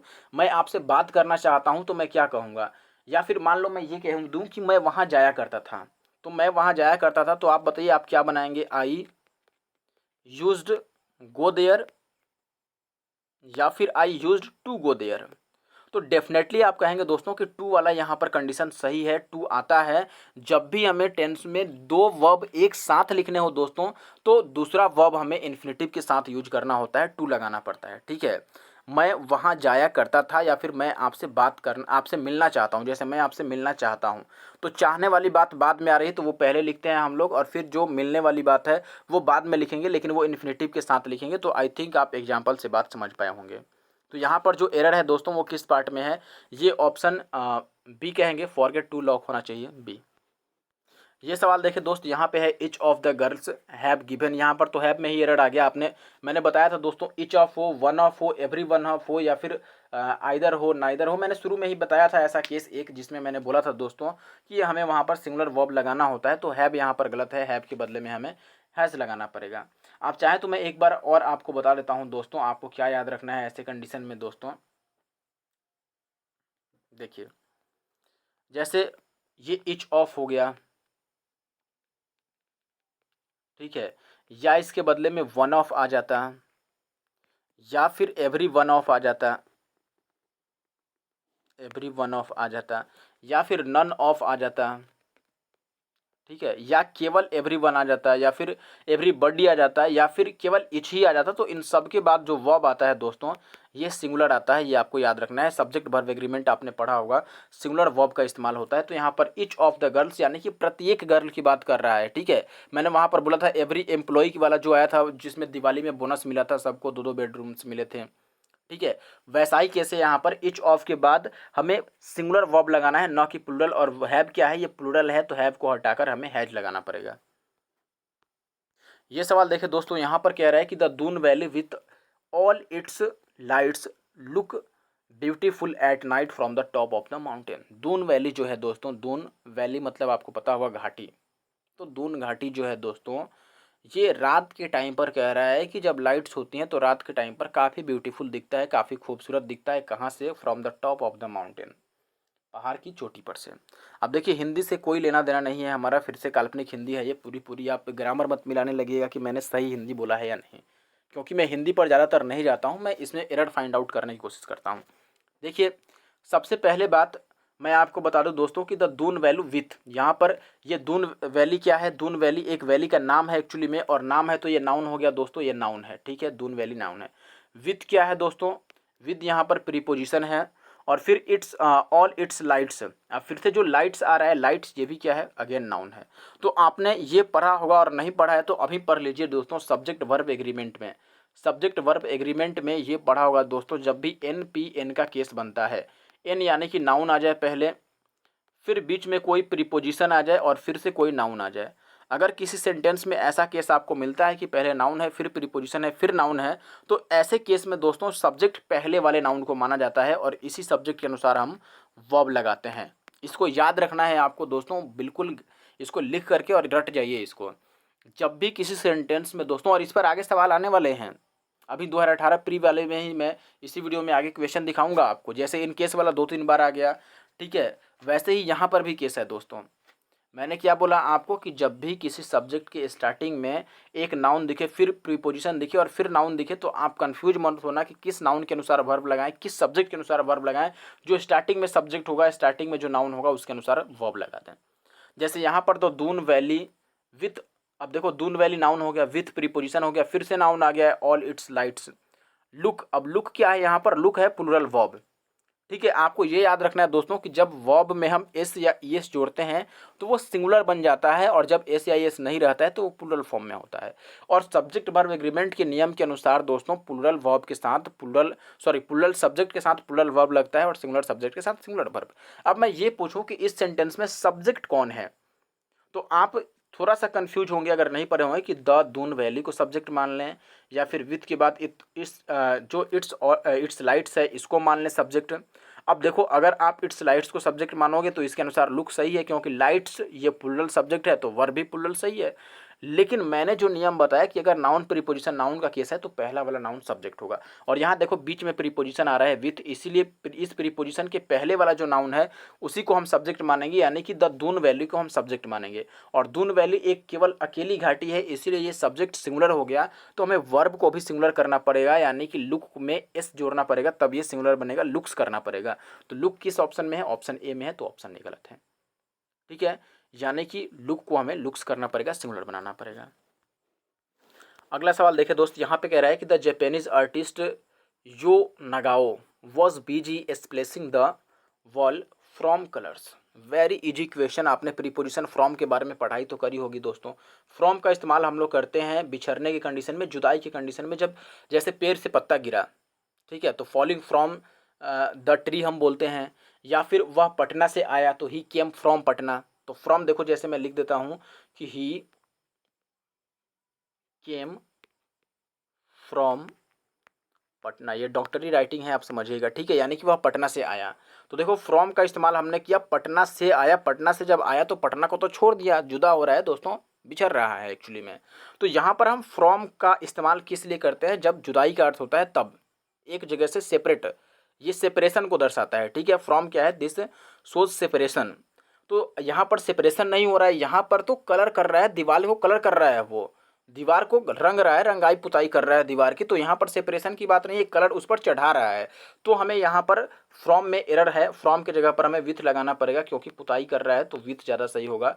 Colour से उसको क्या कर रहा है, कलर चढ़ा रहा है या फिर रंग रहा है, आप जो समझ लो, ठीक है, पेंट कर रहा है एक्चुअली में, या फिर स्प्लेसिंग, स्प्लेसिंग मतलब फुहारा जैसा मारना।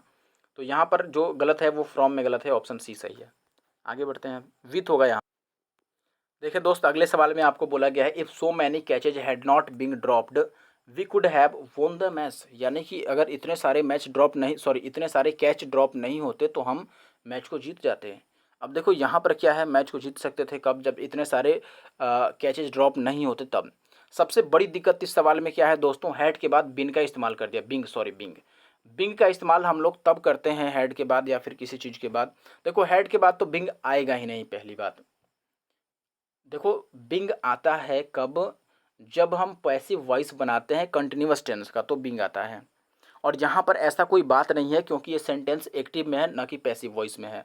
अब दूसरा बात कि हैड के बाद अगर बी का इस्तेमाल करना है तो हेड के बाद V3 फॉर्म आएगा बी का, तो बी का V3 फॉर्म क्या होता है दोस्तों, बिन होता है। तो बिन आना चाहिए यहाँ पर, ना कि बिंग आना चाहिए। तो बिंग गलत है, यहाँ पर बिंग की जगह पर हमें बिन लगाना पड़ेगा, ऑप्शन बी सही है। अब बात समझ रहे हैं दोस्तों, बिंग क्यों नहीं होगा, क्योंकि हमें हेड के बाद V3 फॉर्म यूज करना होता है, ठीक है। तो हैड नॉट बिन होगा, आपने पढ़ा होगा कभी ना कभी टेंस में, हैड या हैव के बाद बिन तो बिगिन तो आता ही नहीं है, जो बिंग लिखा है ये कभी आता ही नहीं है, बिन आता है। तो वैसे भी आप पकड़ सकते थे, लेकिन क्यों आता है, बिकॉज हैड के बाद हमें V3 वर्ब का थर्ड फॉर्म इस्तेमाल करना चाहिए होता है, इसलिए बिन आता है। अब आगे बढ़ते हैं। ये सवाल देखें भाई, यहाँ पे कह रहा है कि most disputes can be solved amicably unless one are not rigid. जी कह रहा है दोस्तों कि कई सारे ऐसे झगड़े हैं छोटे बड़े जो केवल एमिकेबली यानी कि आराम से विनम्रतापूर्वक बात करके सुलझाए जा सकते हैं, यदि कोई एक व्यक्ति उनमें से कैसा हो, रिजिड ना हो। रिजिड यानी कि कठोर ना हो, दृढ़ ना हो, बिल्कुल जिद्दी ना हो। हिंदी से मतलब नहीं है, फिर से हिंदी काल्पनिक चीज़ें हैं दोस्तों। मैं ये बता दूं आपको, पहला बात तो आपको देख कर ये समझ में आना चाहिए था कि अनलेस के बाद कभी भी नॉट का इस्तेमाल नहीं होता है, ठीक है। तो नॉट यहाँ पर गलत है। पहला बात देखो, हम सी को लगा देंगे क्योंकि इसमें नॉट किस में है, डी में है। तो हम ये कहेंगे दोस्तों डी में गलती है, क्योंकि नॉट आ गया है।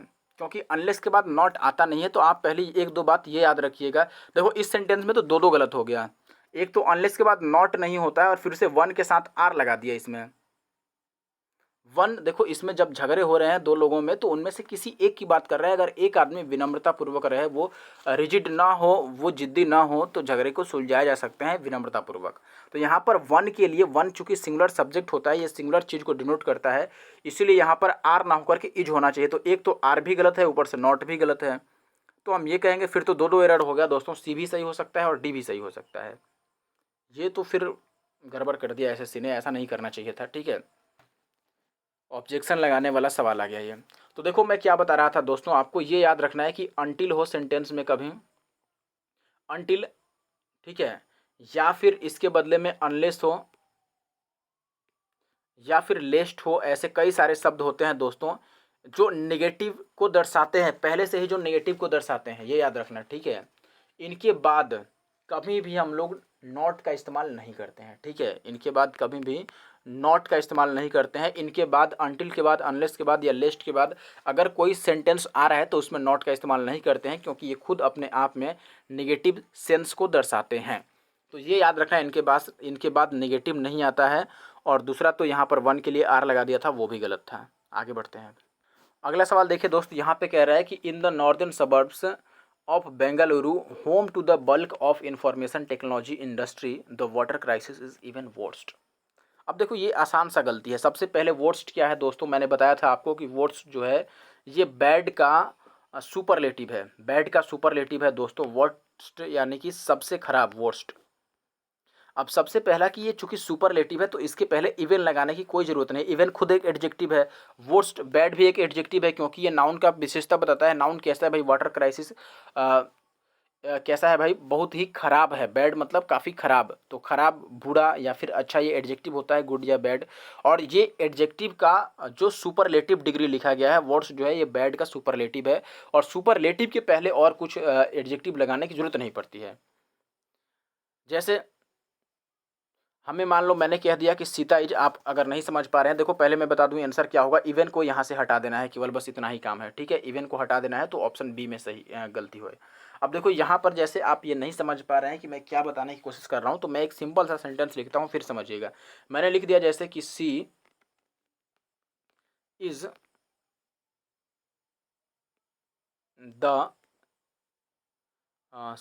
द मोस्ट ब्यूटी, एक मिनट,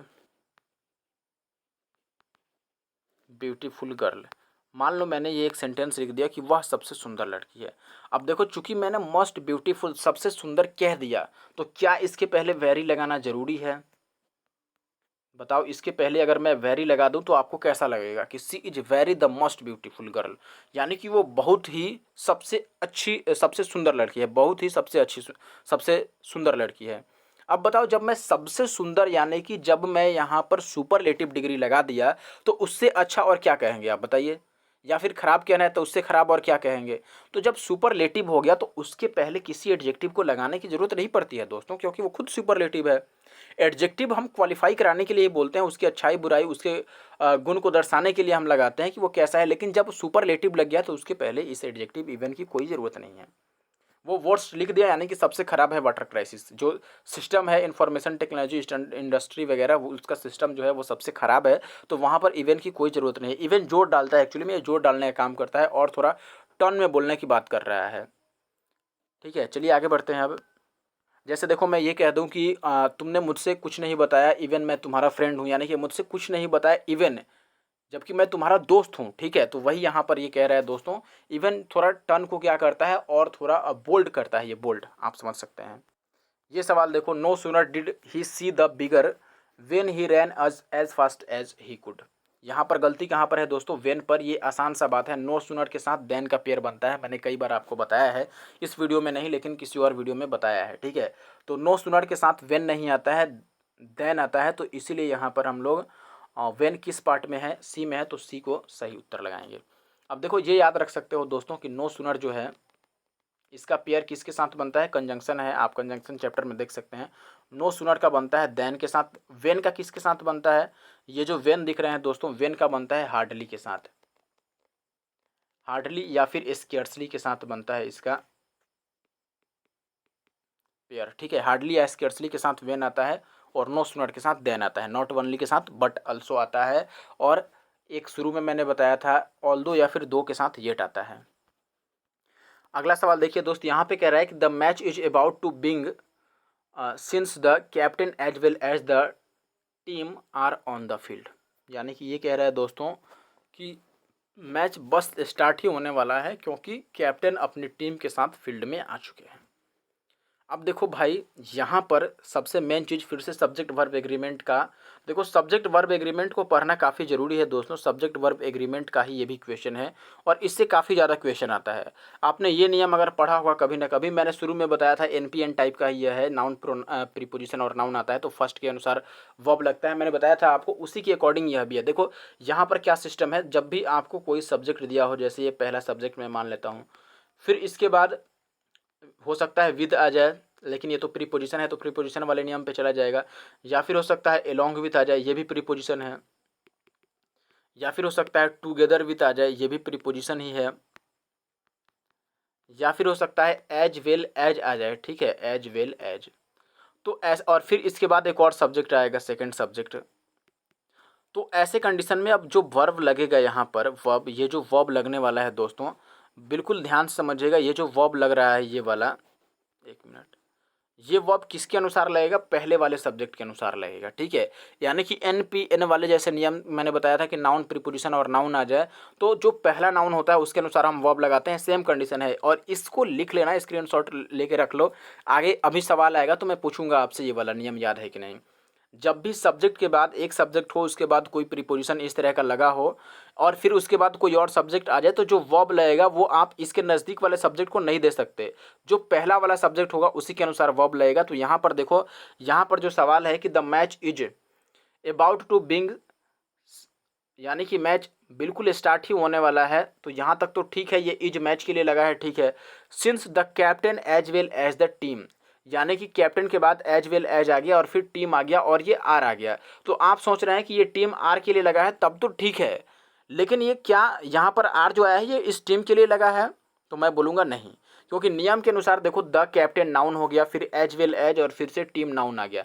तो एन पी एन के कंडीशन में शुरू वाला नाउन जो होता है उसके अनुसार वर्ब लगता है। या फिर आप नीचे मैंने ये जो लिखा है आप ये स्ट्रक्चर समझ सकते हैं कि जब भी सब्जेक्ट के बाद विद या अलॉन्ग विथ या टुगेदर विथ या फिर एज वेल एज आए, तो जो पहला सब्जेक्ट होता है उसके अनुसार हम वर्ब लगाते हैं। यानी कि एज वेल एज के पहले वाले सब्जेक्ट के अनुसार। देखो यहाँ पर एज वेल एज है तो इसके बाद में भी एक सब्जेक्ट है द टीम और एक इसके पहले भी सब्जेक्ट है द कैप्टन। तो जो वर्ब लगेगा वो इसके पहले वाले सब्जेक्ट के अनुसार लगेगा, यानी कि कैप्टन के अनुसार। और कैप्टन एक सिंगुलर नाउन है, इसीलिए आर यहाँ पर गलत है। आर की जगह पर हमें इज का इस्तेमाल करना होगा और इज सही होगा, इसलिए ऑप्शन ए सही है अपना। अगला सवाल देखो, यहाँ पर कह रहा है कि Supriya asked Kiran that where had her mother gone. When the results of the contest were being declared. यानी कि जब कॉन्टेस्ट का रिजल्ट डिक्लेयर किया जा रहा था तब आपकी मदर कहाँ चली गई थी।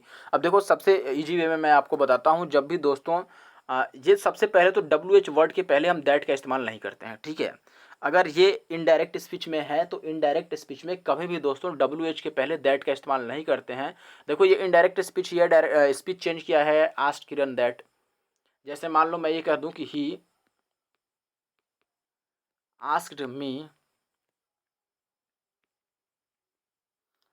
He asked me,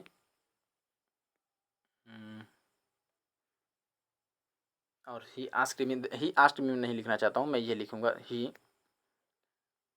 said to me, he said me, अब कर देते हैं he said me that, said to me that he is my friend.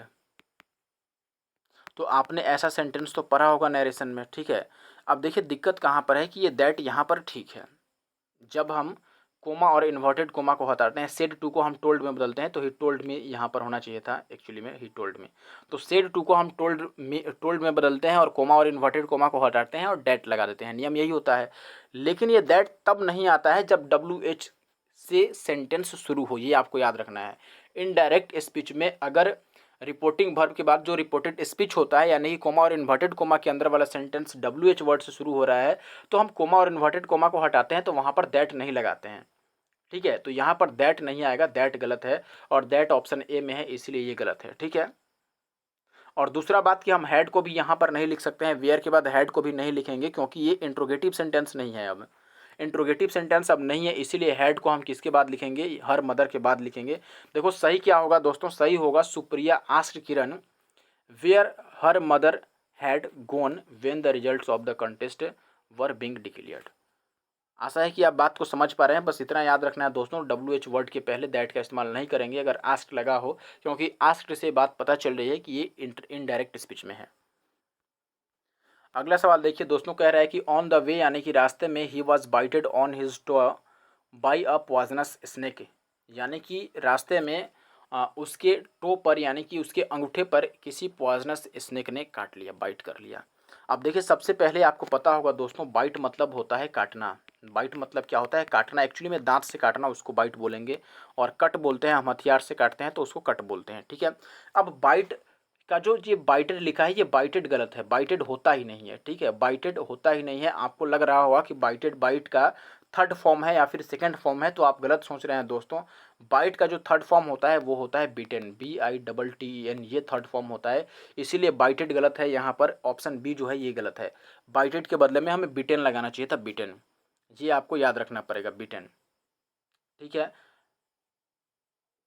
Second form की अगर बात करें, अगर कभी सेकंड फॉर्म की इस्तेमाल करने की ज़रूरत पड़े तो वो बीट होता है। मैं लिख ही देता हूँ, देखो बाइट मतलब काटना होता है, सेकंड फॉर्म इसका दोस्तों बीट होता है, और थर्ड फॉर्म होता है इसका बीटेन, ठीक है। ये होता है, तो यहाँ पर बाइटेड गलत है, बीटेन होगा। अगला सवाल देखें दोस्तों, यहाँ पे कह रहा है कि there isn't many rice left in the house, so we must replenish our stock soon. सबसे इजी सवाल है यहाँ पर। देखो सबसे इजी क्यों कह रहा हूँ, क्योंकि आपने ये पढ़ा होगा दोस्तों, मैनी का इस्तेमाल कहाँ पर होता है। मैनी मतलब होता है अनेक, यानी कि संख्या में कई, लेकिन मैनी का इस्तेमाल कहाँ पर करते हैं, जहाँ पर काउंटेबल नाउन आता है जिसे हम गिन सकते हैं। आप बताइए, राइस को आप गिन सकते हैं, नहीं गिन सकते हैं ना। राइस क्या है, अनकाउंटेबल है दोस्तों। राइस क्या है, अनकाउंटेबल नाउन है, अनकाउंटेबल। तो अगर अनकाउंटेबल नाउन होता है तो इसके पहले हम इस्तेमाल करते हैं दोस्तों मच का, अधिक दिखाने के लिए, मात्रा अधिक दिखाने के लिए मच का इस्तेमाल करते हैं अनकाउंटेबल के पहले। और मैनी का इस्तेमाल हम लोग किसके पहले करते हैं दोस्तों, मैनी का इस्तेमाल करते हैं काउंटेबल नाउन के पहले। यानी कि अगर कोई नाउन जिसको हम गिन सकते हैं उसके पहले हम मच का इस्तेमाल करते हैं। जैसे कई लड़के हैं तो हम ये बोलेंगे कि मैनी बॉयज़, कई लड़के, मैनी गर्ल्स, मैनी पीपल, ठीक है। या मैनी पेन्स भी कह सकते हैं आप, मैनी विलेजेज कह सकते हैं, जिनको हम काउंट कर सकते हैं। लेकिन मैनी वाटर आप कह सकते हैं, नहीं कह सकते हैं, ठीक है। मैनी टी कह सकते हैं, नहीं। मैनी मिल्क नहीं कह सकते हैं, मैनी राइस नहीं कह सकते हैं, मैनी मनी भी नहीं कह सकते हैं, क्योंकि मनी भी अनकाउंटेबल में आता है। तो इसीलिए यहाँ पर मैनी गलत है दोस्तों, मैनी के बदले में मच करना पड़ेगा, मच राइस, क्योंकि राइस क्या है, अनकाउंटेबल नाउन है। तो मैनी जहाँ पर है वो अपना सही उत्तर है ऑप्शन सी। अगला सवाल देखिए दोस्तों, 10 kilometres are a long distance. गलती यहीं पर है, आर नहीं होगा, यानी कि ऑप्शन ए सही है। मैं क्यों इतना जल्दी बता रहा हूँ, आपको याद रखना हो, कोई भी यूनिट हो, ठीक है, कोई भी यूनिट हो यानी कि मात्रक हो, उसके साथ हमेशा सिंगुलर वर्ब का हम इस्तेमाल करते हैं। ठीक है, सिंगुलर वर्ब का इस्तेमाल करते हैं। प्लूरल कब इस्तेमाल होता है, जब उसके बाद कोई नाउन आ जाए। ठीक है, जैसे 10 किलोमीटर डिस्टेंस, हम ये उसके बाद कोई हम नाउन ला दें, तब हम यहाँ पर प्लूरल का इस्तेमाल कर सकते हैं। ये आपको याद रखना है। ठीक है, तो यहाँ पर ये याद रखना है, कोई भी मात्रक हो, जैसे किलोमीटर क्या है, मात्रक है, किलोग्राम, जैसे मैं कह दूँ कि 10 kg, 10 kg। अब आर यहाँ पर अगर लिखूँ तो ये गलत हो जाएगा, क्योंकि केजी क्या है, मात्रक है, और केजी चूंकि एक यूनिट है, इसीलिए यहाँ पर इच सही होगा। या 5 मीटर्स मैं कह दूँ कि 5 मीटर्स कपड़ा, मान लो 5 मीटर्स डिस्टेंस या कपड़ा, तो यहाँ पर मीटर में एस लगा है, तो आप ये मत समझ लेना कि यहाँ पर हम आर लगा दें, आर गलत हो जाएगा, इज लगेगा। क्योंकि हमेशा एसआई यूनिट, एसआई नहीं, कोई सा भी यूनिट, कोई सा भी मात्रक हो, यूनिट हो, उसके साथ सिंगुलर वर्ब लगता है। अगला सवाल देखें दोस्त, यहाँ पे कह रहा है कि the length of a male swallow's tail reveal his attractiveness for a female swallow. अब देखो, सबसे इजी, इसके जैसा मैंने सवाल पहले बता दिया है, एन पी एन वाला केस, यानी कि शुरू में अगर नाउन आ जाए, फिर प्रीपोजिशन आ जाए, और फिर से नाउन आ जाए, तो जो वर्ब लगता है दोस्तों, ये पहले वाले नाउन के अनुसार लगता है, न कि सेकंड वाले। तो द लेंथ, देखो द लेंथ नाउन हो गया। अब नाउन कौन होता है ये पहचानने तो आना चाहिए दोस्तों। देखो, जो सब्जेक्ट के जगह पर होता है वो नाउन ही होता है, या फिर प्रोनाउन भी होता है। ठीक है, तो सब्जेक्ट जनरली नाउन होता है, और प्रोनाउन भी हो सकता है वह। तो द लेंथ क्या हो गया, नाउन हो गया। ऑफ यानी कि प्रीपोजिशन आ गया। फिर से अ मेल स्वेलो टेल, ये सब भी नाउन है, मेल स्वेलो टेल मिलाकर ये एक सब्जेक्ट बन रहा है। ठीक है, आप स्वेलो के ही केवल समझ लीजिए। अब यहाँ पर कह रहा है कि रिवील, रिवील क्या है, सॉरी, रिवील क्या है दोस्तों, ये वर्ब है, और कैसा वर्ब है, प्लूरल वर्ब है ये प्लूरल वर्ब है। और मैंने आपको बताया था कि सब्जेक्ट वर्ब एग्रीमेंट के नियम के अनुसार अगर सब्जेक्ट सिंगुलर है तो वर्ब भी सिंगुलर चाहिए, और सब्जेक्ट प्लूरल है तो वर्ब भी प्लूरल चाहिए। अब यहाँ पर देखिए, ये नाउन है, फिर प्रीपोजिशन आ गया, और फिर से नाउन आ गया। तो जब नाउन प्रीपोजिशन नाउन हो, तो जो वर्ब लगना चाहिए वो किसके अनुसार लगना चाहिए, पहले वाले नाउन के अनुसार लगना चाहिए, यानी कि द लेंथ के अनुसार लगना चाहिए। और द लेंथ क्या है, यहाँ पर द लेंथ सिंगुलर है, इसीलिए इस वर्ब को सिंगुलर बनाना पड़ेगा। और वर्ब को सिंगुलर बनाने के लिए हम क्या करते हैं दोस्तों, उसमें एस या ईएस जोड़ते हैं। तो हमें रिवील को क्या लिखना पड़ेगा दोस्तों, रिवील्स लिखना पड़ेगा, एस जोड़ेंगे, रिवील्स सही होगा। और रिवील गलत है, तो रिवील कहाँ पर है दोस्तों, ऑप्शन बी में है, तो ऑप्शन बी सही हो गया। अगला सवाल देखें दोस्त, यहाँ पर कह रहा है कि my father dissuaded me to try for a job as he wanted me to pursue higher studies. अब देखिए, इसमें इतना पढ़ने की जरूरत नहीं थी अगर आपने कभी डिसवेडेड के बारे में पढ़ा है। देखो, डिसवेड मतलब होता है राजी करना, किसी काम को करने से मना करके राजी कर लेना। ठीक है, यानी कि ये कह रहा है कि मेरे पिताजी जो हैं, वो मुझे डिसवेड कर रहे हैं, राजी करवा रहे हैं, किस बात के लिए, कि मैं जॉब ना करूं, क्योंकि वो चाहते हैं कि मैं हायर स्टडीज करूं। ठीक है, तो यहाँ पर जॉब करने से वो मना कर रहे हैं, राजी कर रहे हैं बच्चे को कि भाई जॉब मत करो, अभी तुम्हें हायर स्टडीज करनी है। तो कहने का मतलब क्या है कि डिसवेड जो है, डिसवेड, डिसवेड बिल्कुल फिक्स प्रीपोजिशन लेता है। फिक्स प्रीपोजिशन क्या होता है दोस्तों, फिक्स प्रीपोजिशन का मतलब होता है ऐसा प्रीपोजिशन जो किसी पर्टिकुलर वर्ड के साथ आता हो, और उस वर्ड के साथ दूसरा प्रीपोजिशन यूज नहीं किया जा सकता है, जब भी होगा वही होगा। तो डिसवेड मतलब होता है किसी चीज़ से मना करना।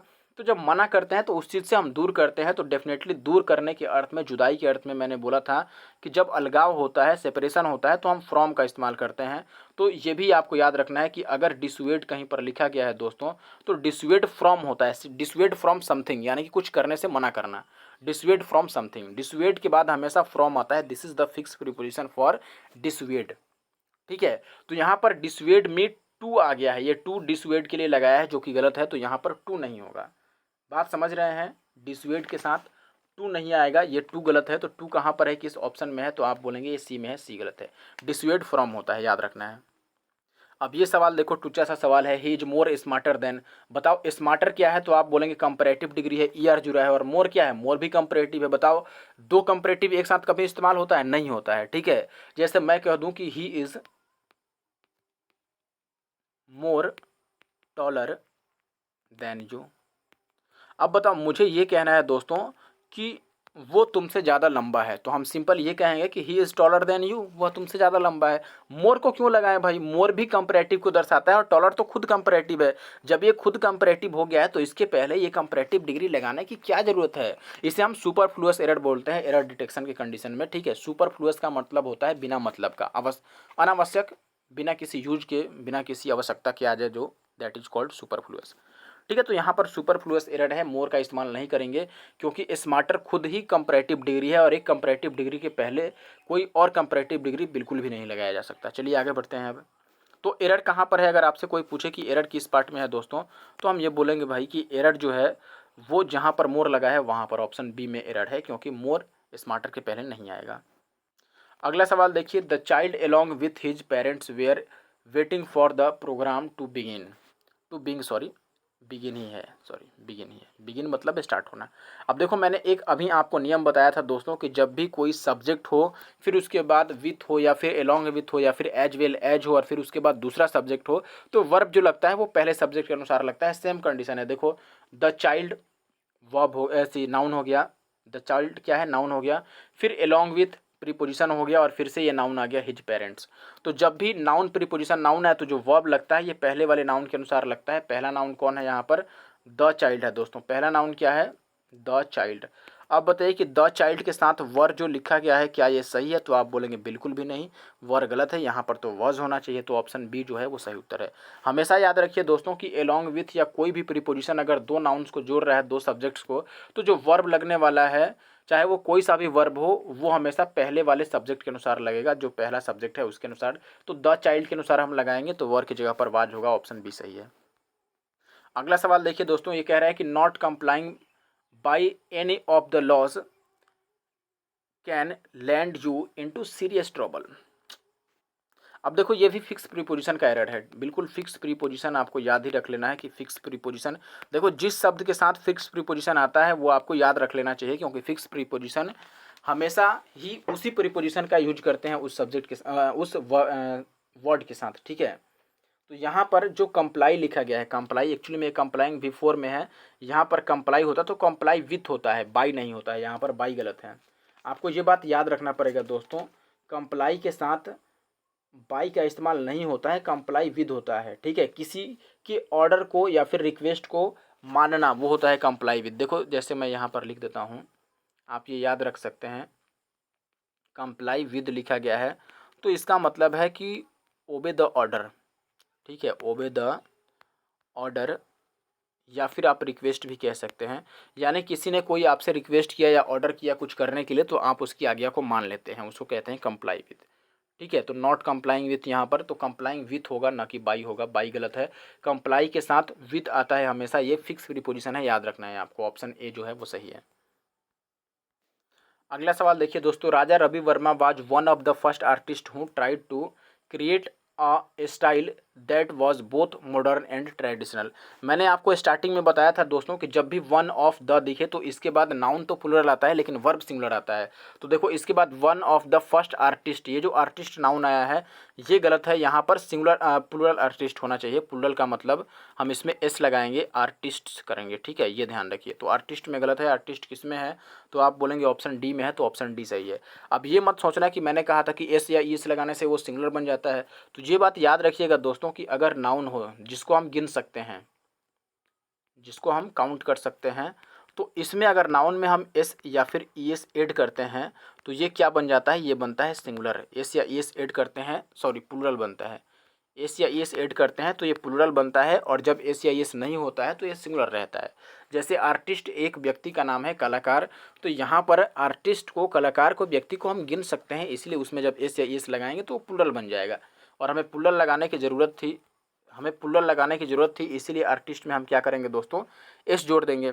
अब सेकंड कंडीशन में ये बता रहा था कि अगर वर्ब हो दोस्तों, वर्ब, ठीक है, जो टेंस के अनुसार अपना फॉर्म चेंज कर लेता है, जैसे इट हो गया, ठीक है, या वॉज हो गया, या फिर आप कह सकते हैं, एक्चुअली में वॉज तो मेन वर्ब नहीं है, इट हो गया हमारे पास, या फिर कोई सा भी आप वर्ब ले सकते हैं, गो हो गया या फिर प्ले हो गया, डांस हो गया। तो वर्ब में अगर हम एस या ई एस जोड़ते हैं दोस्तों, वर्ब में एस या ई एस जोड़ते हैं तो ये सिंगुलर बनता है, ये ध्यान रखना। वर्ब में एस या एस जोड़ते हैं तो ये सिंगुलर बनता है, और एस या एस नहीं होने पर ये प्लूरल रहता है, और ये उल्टा हो जाता है नाउन में। जिस चीज़ को हम गिन सकते हैं उसमें अगर हम एस या एस जोड़ते हैं तब वो प्लूरल बनता है। तो हमें यहाँ पर आर्टिस्ट को प्लूरल बनाना है तो हम इसमें एस जोड़ देंगे, और सही उत्तर डी था। ये सवाल देखिए भाई, यहाँ पे कह रहा है कि the reduction in the cost of education due to an increase in subsidies offer by the government is also seen as a reason to get more educated. देखो अब यहाँ पर कह रहा है कि the reduction of cost of education, यानी कि जो एजुकेशन का कॉस्ट है उसको रिड्यूस कर दिया गया है।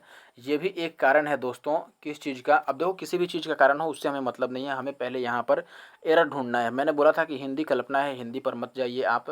तो सबसे पहले मैं ये कहूँगा दोस्तों कि ये सेंटेंस का सेंस किस टेंस में जा रहा है। सेंटेंस में जो बात बोली गई है किस टेंस की बात है। तो आप बोलेंगे दोस्तों, आप ये इज देख करके बोलें कि ये तो प्रेजेंट है, मैं भी बोलूँगा कि चलो ठीक है ये प्रेजेंट है, लेकिन ये जो ऑफ़र लगा है ये किस टेंस को डिनोट करना चाहता है। तो मैं बोलूँगा दोस्तों कि ये ऑफ़र पास्ट को डिनोट करना चाहता है, इसीलिए ऑफ़र को हमें ऑफर्ड करना पड़ेगा, यानी कि इसको V3 या V2 में हमें चेंज करना पड़ेगा। तो ऑफ़र किस ऑप्शन में है, सी में है, तो सी अपना सही उत्तर है। The reduction in the cost of education due to an increase in subsidies offer by the government, यानी कि गवर्नमेंट जो सब्सिडीज ऑफ़र की थी उसके कारण क्या हुआ, उसके कारण वो भी एक कारण है किस चीज़ का, एजुकेशन के बढ़ने का, मोर एजुकेटेड का। ठीक है, तो यहाँ पर ये ऑफ़र जो है ये पहले ऑफ़र दिया जा चुका है। ठीक है, गवर्नमेंट ने ये ऑफ़र पहले दिया है, इसके बाद में ये कारण उत्पन्न हुआ है कि इसके कारण एजुकेशन बढ़ गया, मोर एजुकेटेड या जो भी बात बोला गया है। तो गवर्नमेंट ने ये ऑफ़र पहले दिया है, और पहले दिया है तो वो ऑफ़र पास्ट में चला गया, इसीलिए उसको हम ऑफर्ड बना देंगे, पास्ट में सही सही लिखेंगे। अब ये देखो अनलेस वाला आ गया। मैंने बताया था कि अनलेस के बाद नॉट का इस्तेमाल नहीं होता है, तो नॉट दिख गया तो मैं यहीं पे उत्तर लगा दूंगा दोस्तों कि अनलेस के बाद नॉट नहीं होता है, ऑप्शन डी सही उत्तर है। ठीक है, इसमें ज़्यादा कुछ कहने की जरूरत नहीं है, अनलेस के बाद हमें नॉट का इस्तेमाल नहीं करना होता है, तो ऑप्शन डी सही है। अगला सवाल देखें दोस्त, यहाँ पे कह रहा है कि there is many modes of travel to go to Agra but I prefer road travel. कई सारे तरीके हैं आगरा पहुँचने के, लेकिन मैं ज़्यादा पसंद करता हूँ रोड से, बाई रोड जाने का, रोड से यात्रा करने का। ठीक है, अब देखो दिक्कत कहाँ पर है दोस्तों, ये इज जो लगा है ये इज किसके लिए आया है। देखो जब भी देयर से सेंटेंस शुरू होता है तो उसके बाद जो ये हेल्पिंग वर्ब लगा है इज, ये किसके लिए आ सकता है, आप एक सेंटेंस से समझिए।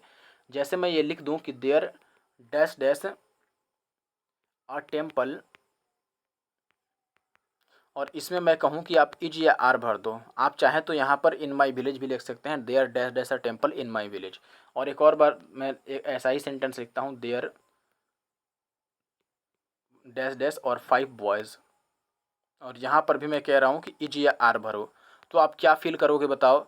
आप बोलेंगे दोस्तों कि देयर, यहाँ पर देखिए आप बोलेंगे कि देयर ए टेम्पल जो आया है अ टेम्पल, तो देयर के बाद यहाँ पर कौन सा हम वर्ब लगाएंगे वो किस पे डिपेंड करता है, इसके बाद आने वाले नाउन पे, there dash dash a temple.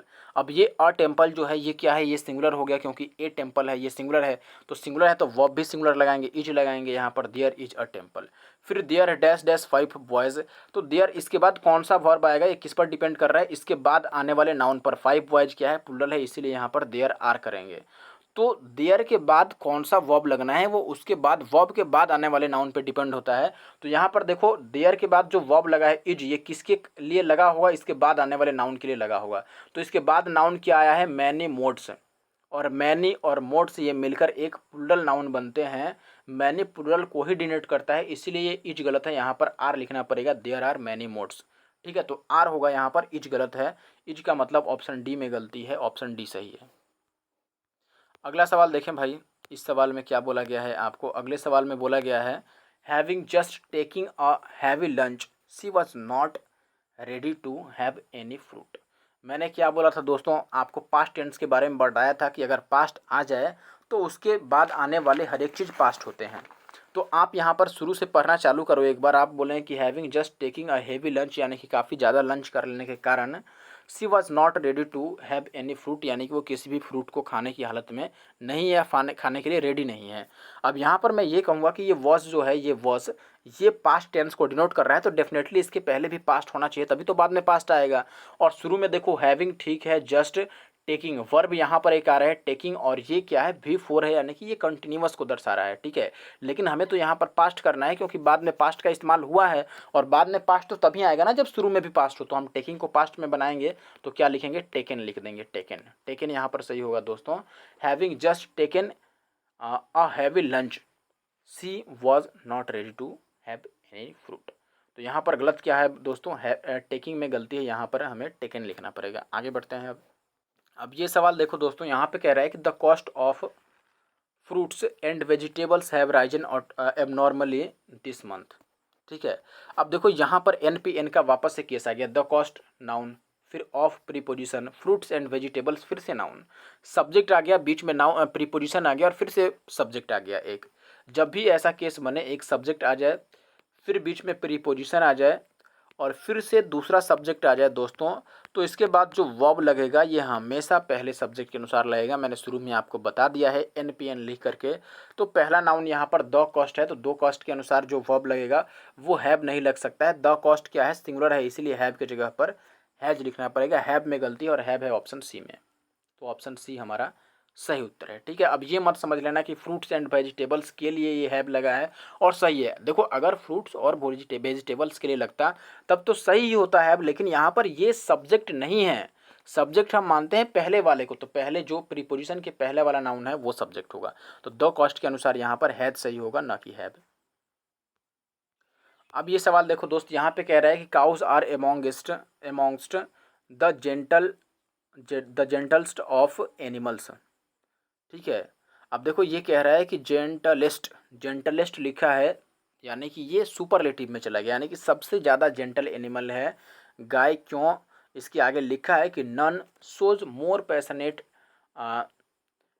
Tenderness towards their young, यानी कि गाय को छोड़ दें तो बाकी और कोई भी ऐसा नहीं है जो इतना पैशनेट दिखाता हो, इतना लगाव रखता हो अपने चाइल्ड के प्रति, या अपने यंग जो उसका बच्चा हो, जो भी एनिमल है उसके लिए कह रहा है। हिंदी से फिर से हिंदी से मतलब मत रखिए। मैं यहाँ पर ये आपको बता दूँ दोस्तों नन के बारे में कि नन जो होता है ये सिंगुलर वर्ब भी ले सकता है, प्लूरल वर्ब भी ले सकता है, लेकिन ये डिपेंड करता है कि ये नन किसके लिए आया है। तो यहाँ पर देखो ये नन किसकी कंपेयर कर रहा है, किससे कंपेयर कर रहा है, काउच से। काउच के कंपेरिजन में नन का इस्तेमाल किए हैं, तो इसीलिए नन भी प्लूरल सब्जेक्ट लेगा यहाँ पर। तो सोच न लिख करके हमें देखो ये सब्जेक्ट वर्ब प्लूरल वर्ब लेगा, तो सोच कैसा वर्ब है, तो आप बोलेंगे सिंगुलर वर्ब है, क्योंकि एस लगा है। वर्ब में एस लगता है या एस तो वो सिंगुलर बन जाता है। तो हमें सिंगुलर नहीं चाहिए, यहाँ पर प्लूरल हमें चाहिए। तो हमें सोच को क्या लिखना पड़ेगा दोस्तों, सोच लिखना पड़ेगा, इसमें से एस हटाना पड़ेगा।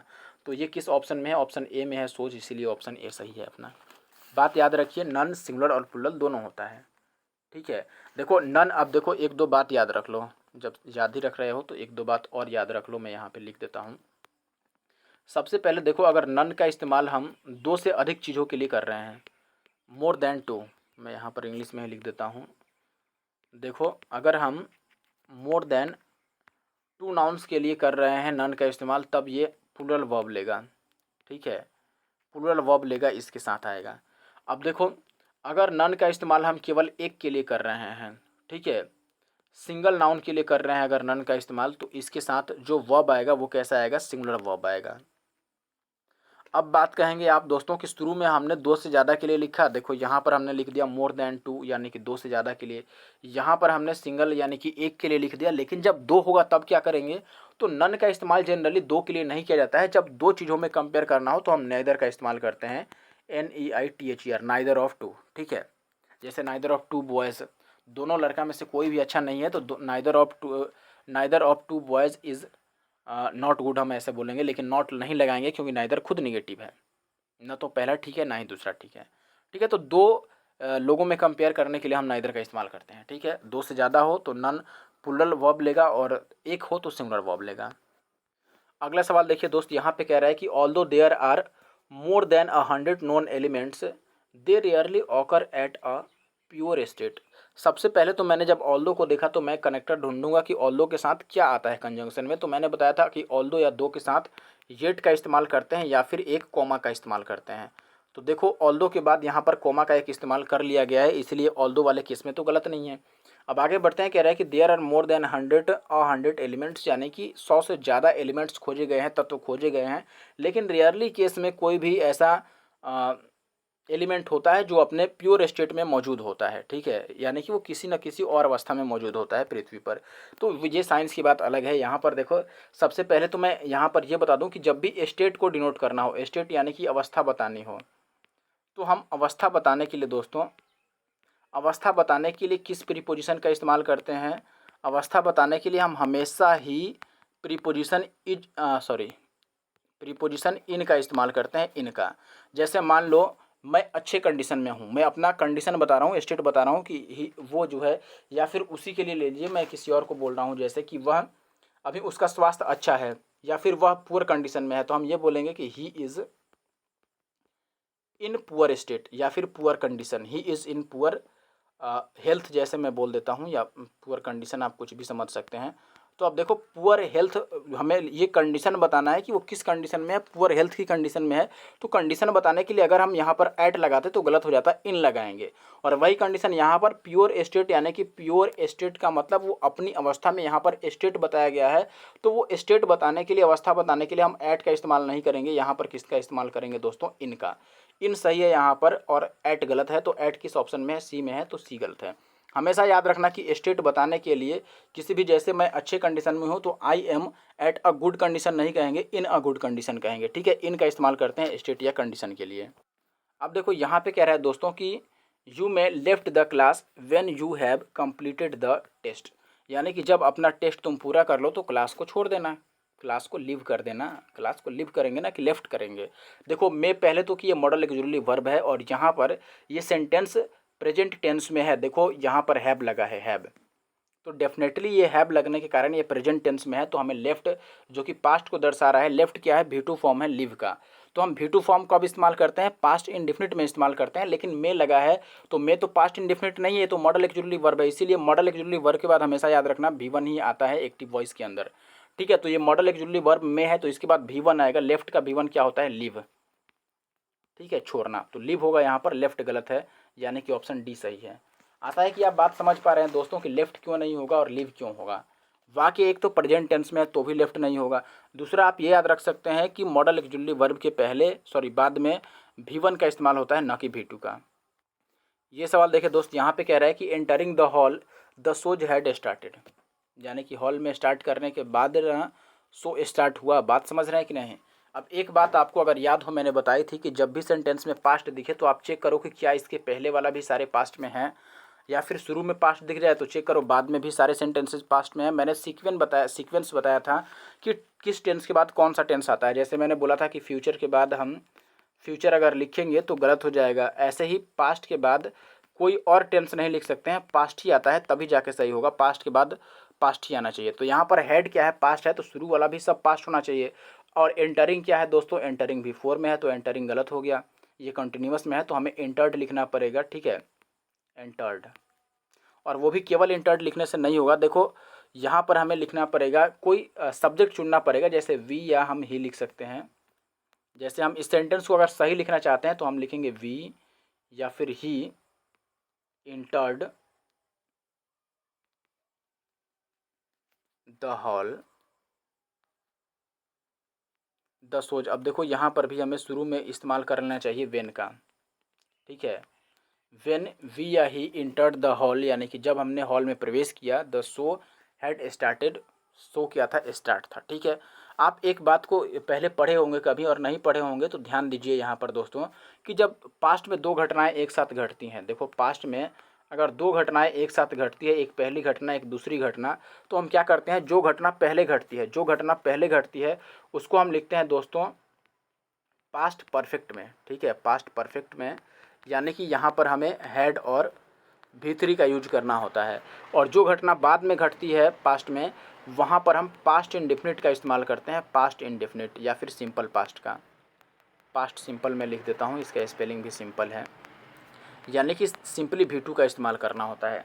तो वही बात है, देखो यहाँ पर दोनों काम पास्ट में हुआ है। जैसे हम लोगों ने, जैसे हमने या फिर किसी ने भी हॉल में प्रवेश किया तो शो स्टार्ट हो चुका था। तो हॉल में प्रवेश किया और शो स्टार्ट हो चुका था, पहले काम कौन हुआ था? शो स्टार्ट होना। तो शो स्टार्ट होना वाला जो काम पहले हो रहा है वो तो पास्ट में होगा, पास्ट परफेक्ट में होगा। तो यहाँ पर सो स्टार्ट होने वाला काम पहले हो रहा है, तो ये तो परफेक्ट में है ही, यहाँ पे हेड लगा है। लेकिन दूसरा चीज़ सिंपल पास्ट में होना चाहिए। तो पहले जो दूसरा कंडीशन है, सो स्टार्ट होने के बाद में हॉल में एंट्री करी गई, तो ये जो एंट्री करने वाली बात है ये सिंपल पास्ट में होना चाहिए। तो V2 लगाएंगे और कोई सब्जेक्ट चुन लेंगे अपने मन से। ऑप्शन सी में गलत है। अगला सवाल देखिए, यहाँ पे कह रहा है दोस्तों, I done a lot of work today, she said. उसने कहा कि मैंने आज बहुत सारा काम कर लिया है दोस्तों। यहाँ पर देखो, सबसे पहले तो आप ये एक इसमें वर्ड देखिए, टुडे। टुडे मतलब आज, ये आज को डिनोट कर रहा है, यानी कि ये प्रेजेंट को डिनोट कर रहा है। क्या मैं ये सही बोल रहा हूँ कि ये प्रेजेंट को डिनोट कर रहा है? तो आप बोलेंगे बिल्कुल ये बात तो सही है, ये प्रेजेंट को ही डिनोट कर रहा है। और अगर प्रेजेंट को डिनोट करने वाला कोई शब्द लगा तो ये सेंटेंस भी प्रेजेंट टेंस बनेगा। और प्रेजेंट में देखो काम किया जा चुका है, और काम किया जा चुका है तो कौन सा टेंस बनेगा दोस्तों? प्रेजेंट परफेक्ट टेंस बनेगा। ठीक है, एक मिनट, प्रेजेंट परफेक्ट टेंस बनेगा। तो यहाँ पर गलती है डन में। देखो अब आई डन डायरेक्ट लिख दिया गया।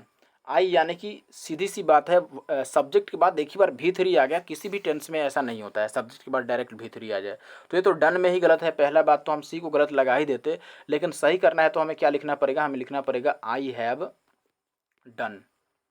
I have done a lot of work today, यानी कि मैंने आज बहुत सारा काम कर लिया है, सी सेड उसने कहा।